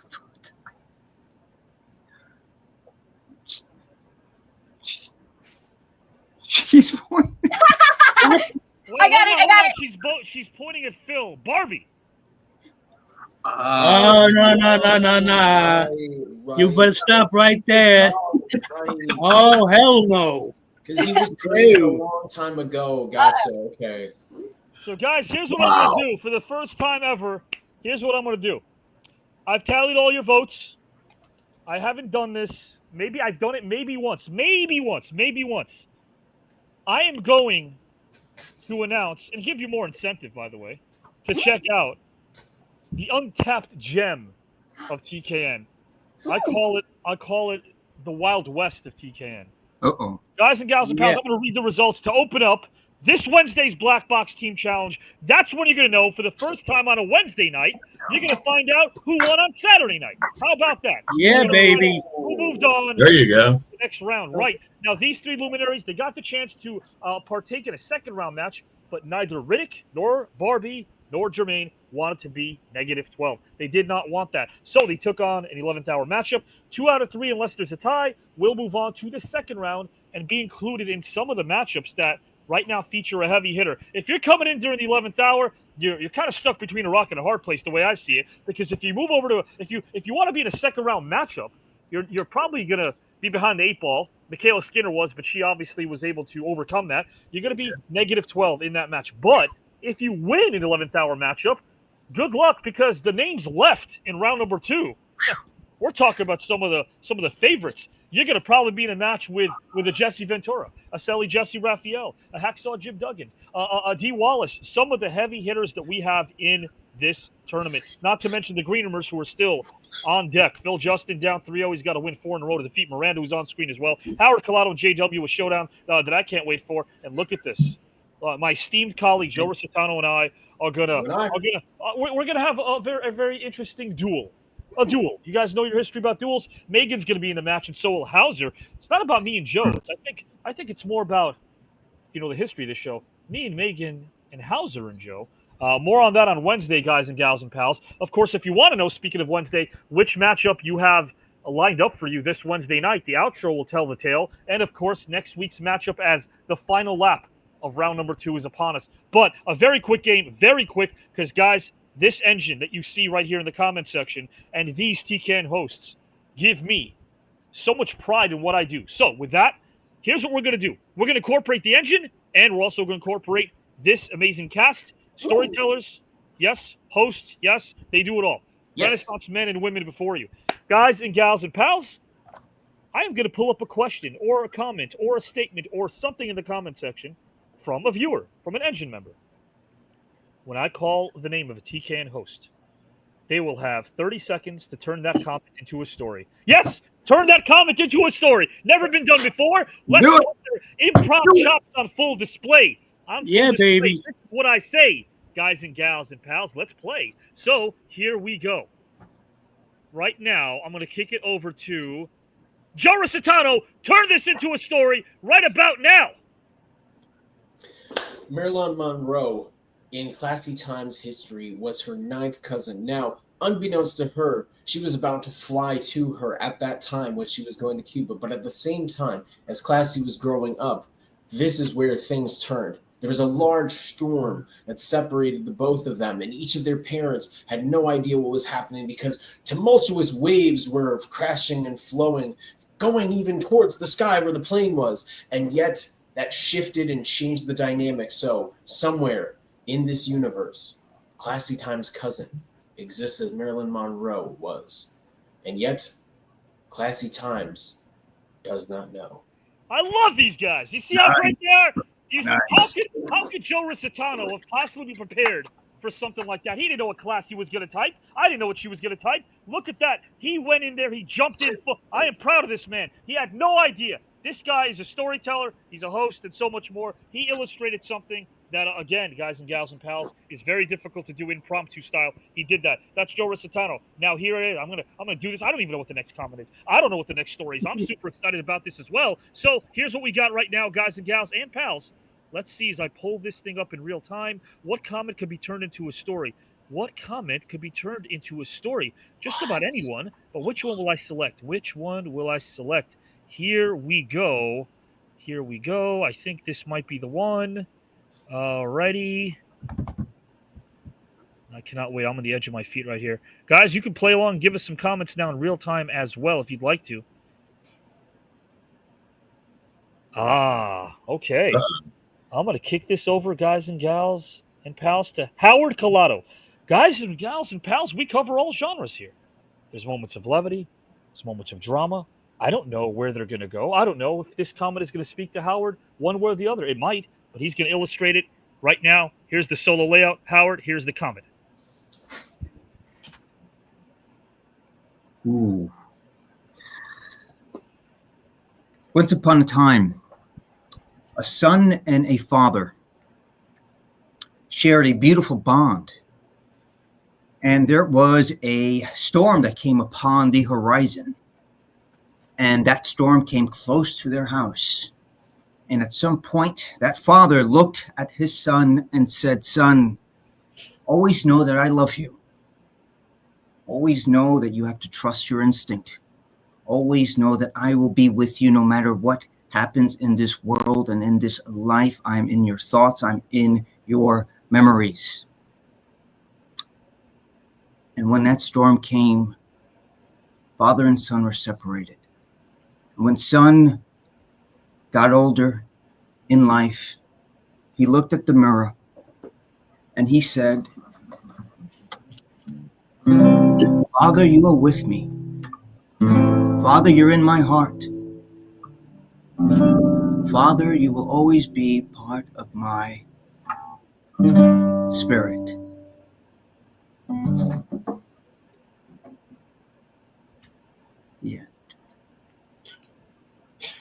Guys and gals and pals, that was Howard Collado. Again, they are taking a comment and they are turning this into a story of their own. Kelly White is next, guys and gals and pals, as I queue up his comment. Kelly, here we are. Here we go. The floor is yours. Elephants are fancy, but buffaloes do it best, especially if you're trying to roller skate. Now, the old story is you can't roller skate in a buffalo herd, but folks, I am telling you, I've tried both elephant herds, buffalo herds. I've even put the elephants and the buffaloes on skates, and the buffaloes blow them out of the water. I think it's a matter of natural coordination. The buffaloes roam the Great Plains, and they're nice and flat and level, and just their affinity for skates and hanging out with people that like to roller skate, it's just off the charts. You put roller skates on elephants. One, you've got to get these extra, huge, you got to call Shaq to get roller skates for elephants. You just have to.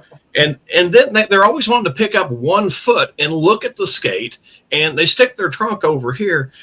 It's just a disaster, folks. So I'm telling you, elephants are actually fancy. But when it comes to roller skating, or you roller skating the buffalo herd, buffaloes do it best. There you go, guys. I concur. You are so creative. Thank you. That's from Power Store. And hey, guys, I had a different challenge, but I thought of this one about, 6 minutes ago. And look at what they're doing. We're all throwing ourselves right into the water, guys and gals. I love me a body of water. Guys and gals, right now, who's next? Who is next?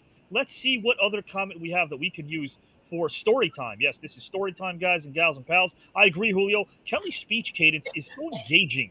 It is. I totally agree. Right now, I'm going to kick it over to Mr. Phil Justin. He is next.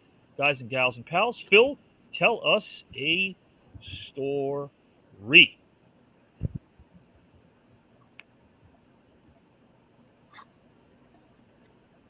Now, you could go around town, find plenty of sporting goods stores that sell roller skates. You have some stores that are dedicated to the skating industry. But the best way to get the skates are from Amazon. You don't have to go traipsing out to a store, going row by row, this and that, pick this up, pick that up. Get on your computer, go to Amazon.com, just put in roller skate, and you will get a plethora of choices. Pick the model you like. Even a smorgasbord? Even a smorgasbord? Even that. You never know. It'll be like a fancy salad bar. Go from one tray to the other. And you know what? Amazon will deliver them right to your door. No worries.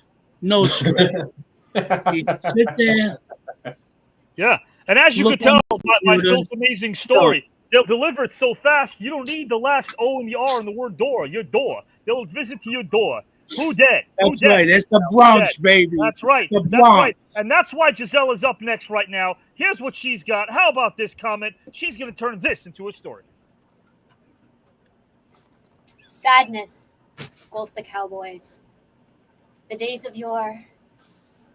The days of the Western. The days of dust. The days when law was law. I was that cowboy. I saw it all. I saw the sun set. I saw the sun rise. Sometimes I saw the sun rise before I saw the sun set. I heard the wind. I heard the horses. And I rode free and clear. Whatever adventure awaited me. I went to places unexplored, those far off reaches. I saw animals that looked like horses, but were striped. And I saw things that slithered on the ground. I didn't know what to make of it. But I knew I was free. Until that one fatal day. Trying to save myself. And instead, hurt another. And that took away my freedom and locked me away. And now all I have is this sadness inside of me. This yearning to roam across the land, roam across the grass, roam across the desert, roam anywhere to see that sun. See that sun shining and not stay here in my cell. No window. Maybe a spider for company. The sadness is heavy. I am that cowboy. And I am that sadness. Thank you, Jazelle. Guys and gals and pals, before we Bravo! Bravo! Bravissimo! Before we kick it over to Miranda to finish things up, you are watching on full display what storytellers who care about their craft, who do the work behind the scenes, who care about workshopping, who care about everything that I love about storytelling. You are seeing it right now. Conviction, honesty, truth, passion, emotion. This is what it's all about, guys. They had no idea this game was going to be played. I had no idea this game was going to be played. And, of course, our engine had no idea. But how about this engine? We always tell you the engine that makes this thing go. Is there a better example than what we're doing right now? You guys are the quarterback. You're giving us topics. We are literally asking you to put your thinking cap on, which you have. And you know what? As long as we have enough green roomers on every Saturday, we'll see how it goes. We will play a game like this or another improv-style game where you, the engine that makes this thing go, will quarterback everything we do. So, guys and gals and pals, here we go. Somebody asked me, hey, we saw you on camera. Why do you have your avatar on? My avatar. I like to call it the avatar. Guys and gals and pals, listen. I was on for about an hour and a half with Riddick Bowe, Jermaine Lewis, and Barbie Blank, formerly known as Kelly. The last thing I want to do, Barbie's become a fast friend. She said she's married. Hint, hint. I don't want to get in the way of that, guys. I don't want to get in the way of that. If he has to look at my mug for another 90 minutes, she might file for divorce. She might ask me for my hand in marriage. That ain't going to happen. So I went for the avatar for the second half of the show. Kelly, you understand. You can understand what I'm saying, right, Kelly? Yeah. I mean, just your avatar looks like a shampoo commercial, and Iron Man had a kid, though. You know, I'd like to keep things in my relationship. Says the guy who pitched the greatest Progresso commercial since 1997, Kelly J. White, last Saturday night. So, guys, here we are having a blast. It's a party. It's Saturday. That's where we are. Woo! Guys, how about something original? It's an original game, but how about an original green room? We're like Miranda. She's doing this without a microphone. She is doing this non-verbally. Nobody's done that before. So, Miranda, tell us the story, and then we're going to go right to the outro right after Miranda. Guys and gals and pals, let's finish up with Miranda. I see the comment. Have a lot of fun with this. Here's your solo layout. Tell us a story.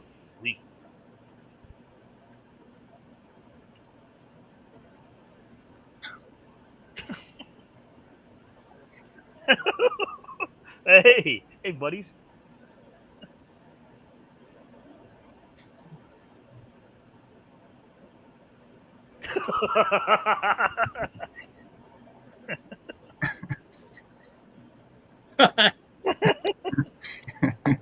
Whoop, whoop.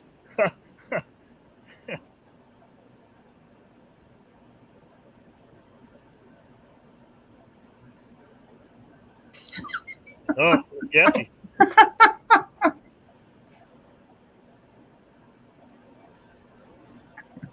How about that, guys and gals? She gives it the thumbs up. Hey, Ruby Tuesday, sponsor us. We just gave you a plug. How about that? And yes, guys, I try to tell you stories. Well, we all did. Hey, you guys told us a story. At the end of the day and night, you guys are the reason why we're here. You're the reason why we sign in. You're the reason why we communicate with each other, put on these amazing broadcasts. You guys are inviting us to your living room. And I can tell you right now that I'm speaking for all 7 of us on screen. You are the reason why we do what we do. We appreciate that. We don't take it for granted at all. You guys are not the underdog in our story. You guys are the heavyweight, the top contender. You guys are the reason why champions are made, because all of your comments and your willingness to play and your commitment and your positivity more than anything else is what makes TKN as true and blue as anything is on air right now. I guarantee you. And hey, we're not going to lose that. We won't. We'll be on a bigger platform. Of course, there's some great things to come, but we will never change the spirit of what TKN stands for and represents. Guys and gals and pals, Jazelle, Kelly White, Phil Justin, Howard Collado, Joe Rositano, Miranda, give them a hand. Give them a hand. They were incredible. Give each other a hand. Give each other a hand, guys and gals and pals. Absolutely. Guys, again, outro coming up. Wednesday's Black Box. If you stick around right now, you'll find out what we have in store for you on Wednesday night and next Saturday night. So with that, for Barbie Blank, for Jermaine Lewis, for the great Riddick Bowe, we will find out on Wednesday night to open up the Black Box which of those amazing legends moved on to the next round. So long for now.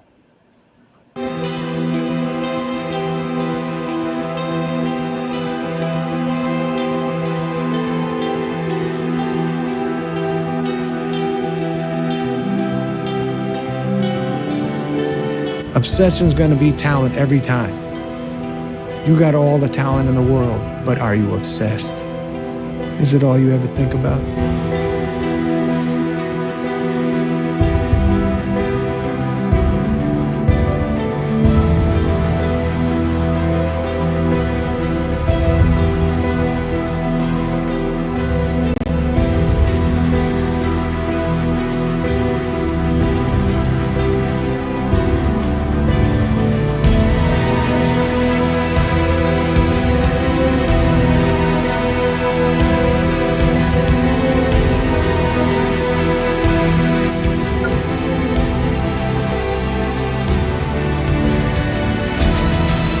Feel it, guys. Feel it. Feel it. And Doc was one of these young men in Hartford, Connecticut that would tell us, you know what? There's better places for you other than Hartford, other than being here, because the world is big. It's not small.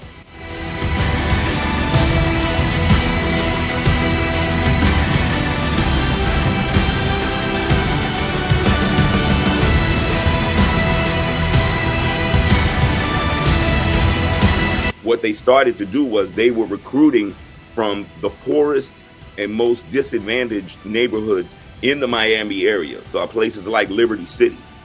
But this is what happened. They were able to draw that. They barely had to go out of state. You know, Florida is one of the great recruiting football recruiting states. You know, you got Florida, you got California, you got Texas. So they recruited within Florida, but they were getting the inner city kid. The director, Reggie Hudlin, the writer and director, Reggie Hudlin, is the biggest Parliament Funkadelic fan you'll ever find. And that was his mission from day one. He always knew he wrote that part for George Clinton. Right. And he would, you know, I don't know what it took to get him there, but he got him there.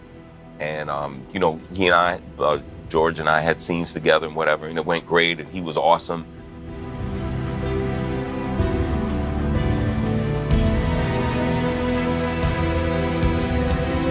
If you don't believe in any conspiracy theory, that's a bold statement. I mean, the government's responsible for about 380 million people. I've been responsible for 6 human beings, and I lie to them all the time. So, you know, if I'm lying to my kids, what do you think the government's doing with you? Just like producing a comic book movie, you have a fan base that's vocal, of a minority that have read the comic books, know the characters, are already invested in them. Do you produce the movie just to appeal to them? Or do you produce a movie that appeals to them but also draws in an audience that's never once picked up a comic book?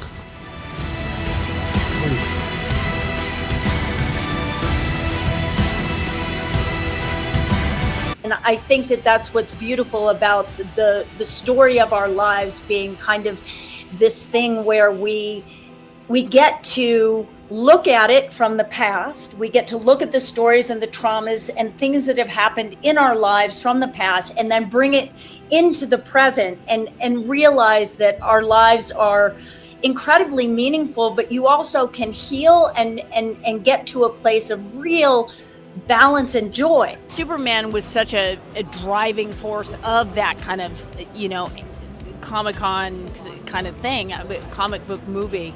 And Christopher Reeves was at the forefront of that and doing his Superman before with him, and he was producing, and he had a lot to do with the writing. It was exciting. It was amazing. We were in England. It was like, what?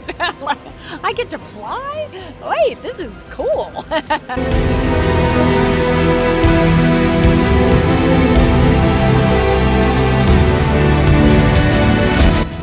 I've been lucky to have a support system, and as I said, it was my dad. But Brittany and I, we stood on the podium, but I can remember standing there thinking, geez, I shouldn't be here alone. Like, I had a team, even though I'm an athlete that stands by myself. You don't get there alone. Nobody gets there alone, and so you have this whole support system. I think our experiences in life that we have makes us who we are. So to say I would like to change something, it's really pointless, because it's made me who I am now. And I'm okay.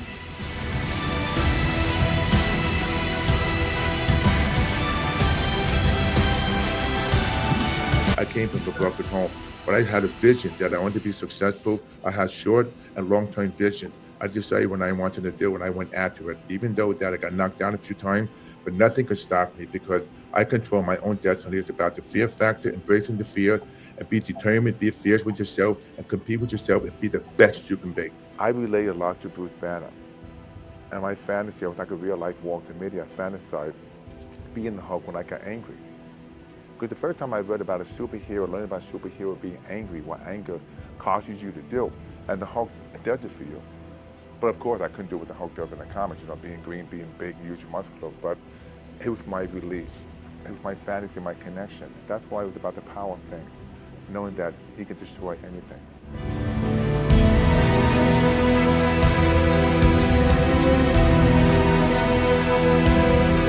Mom raised three of us by herself with very little support. I could have used that as an excuse to make a lot of very piss poor decisions and ended up in a lot different place.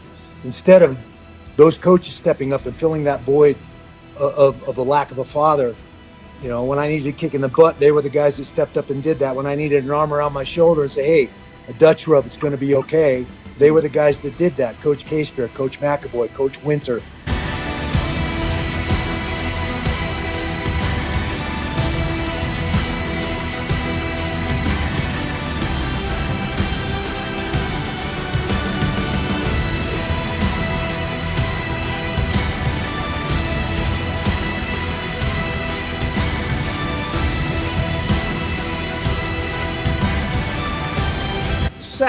I love this, by the way, that the two men running for president are too old.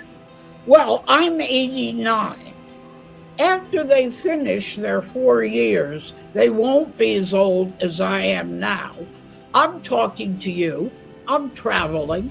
I'm going everywhere. I have a lot of jobs. I'm working as an actor. Yeah. I've done 53 movies. I've done 4 Broadway shows. What would you do if you thought your perfect marriage was being destroyed by what you considered an evil stepchild?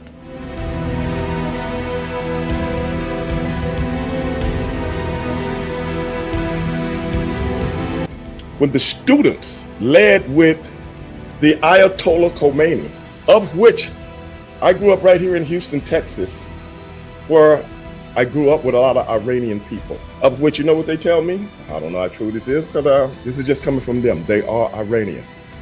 They said they didn't even know who the Ayatollah Khomeini even was. So he came out of nowhere.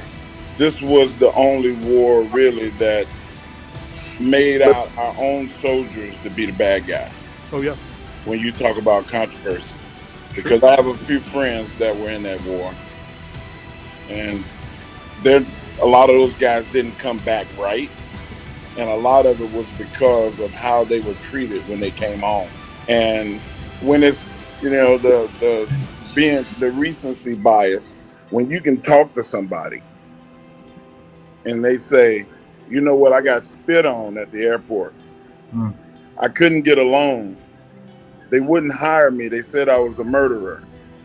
That's controversy. I knew Jay when it was an idea. And she was a basketball. basketball player. She said that she wanted to wrestle. And I said, you're a pretty girl and everything, but wrestling is hard.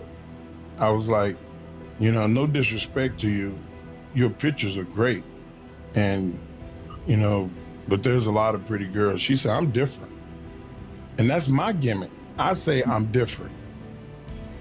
So when she hit me with that, I was like, you different. I said, I'll tell you what, won't you go and see Rip Rogers? And he was like, we want to put you back in the ring and not do commentary anymore.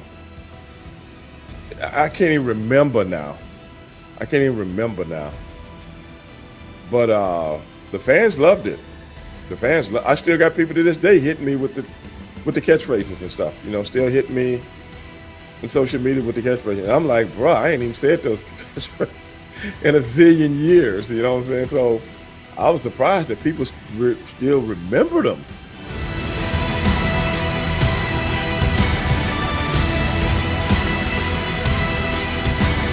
I didn't know that we moved 100,000 North Vietnamese Christians down to the south and made them the government. And that's why you had the Viet Cong. Right. First of all, there was rivalry between the South and the North. Southern Vietnamese didn't like Northerners. No. We brought all these Northern Christians down to rule over the Southern Buddhists. Yes. And you can't end religious warfare. And I had no idea that religion played that big of a role in the Vietnam War, but it ended up it did. We do have internet satellite, and we can do Skype.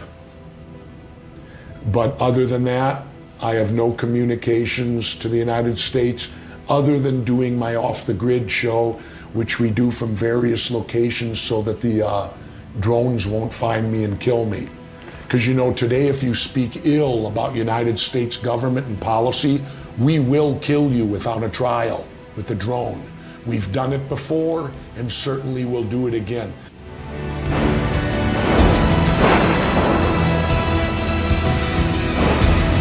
You know, waiting for that next big thing, and especially from what I can relate with being in WWE, it was always, you know, when can I get that title? When am I gonna get more recognition? You know, it's just always, you're always waiting for that next thing. So I think being in the moment is very, very important. I mean, you guys know Otis. He's just hilarious. Like half the time I didn't even know what he was saying. I was always just like, and then he's so funny and just so genuinely, like, just naturally, like, hilarious. You know, he doesn't try hard. So I had so much fun. I have to say, besides the NXT, you know, 2 years of being in NXT, the Otis storyline was by far my favorite time as well. And some people there, some girls there had little tattoos all over their arms and their little body, and they were expressing, oh, well, this one didn't hurt, and this one is cute, and I got this, and they were expressing like all types of little ways, and they were all cute women, you know. And I think, you know, she started, you know, like, maybe so, you know, maybe I get a little heart here, a little butterfly there, and the communication became like the nonverbal. Well, you know, I think I was back in the day, I was drinking some coffee or some tea. My mom scorched it, you know, she made it like real hot, you know. I had some tea and lemon in it, you know, I drank it, got a little bit hot on your thing, but it was like the hot coffee, you know what I'm saying, or type thing, you know, or tea was that, whatever it was. Drinking that is kind of what kind of scorched my throat a little bit. So all the generals saying we got to declare war, and the cabinet members go, no, we can't do that, and that's all they were saying. And then you hear John Kennedy goes, well, there's several sides to this. He goes, first of all, we can't, if we do, we don't want to start World War III. He goes, but then we can't do nothing. And he goes, then there's a third side. And he goes, then there's a fourth side, a fifth, a sixth. And he looked at the whole picture. I was so impressed by that. I thought, thank God that guy was president then, you know. And they figured out what to do, and they basically avoided World War III. So then I drifted for a while. I landed a job. Yeah, as a stockbroker. In India. The very first one would be fact checking, because the only candidate that would not want fact checking is the person that's lying to us.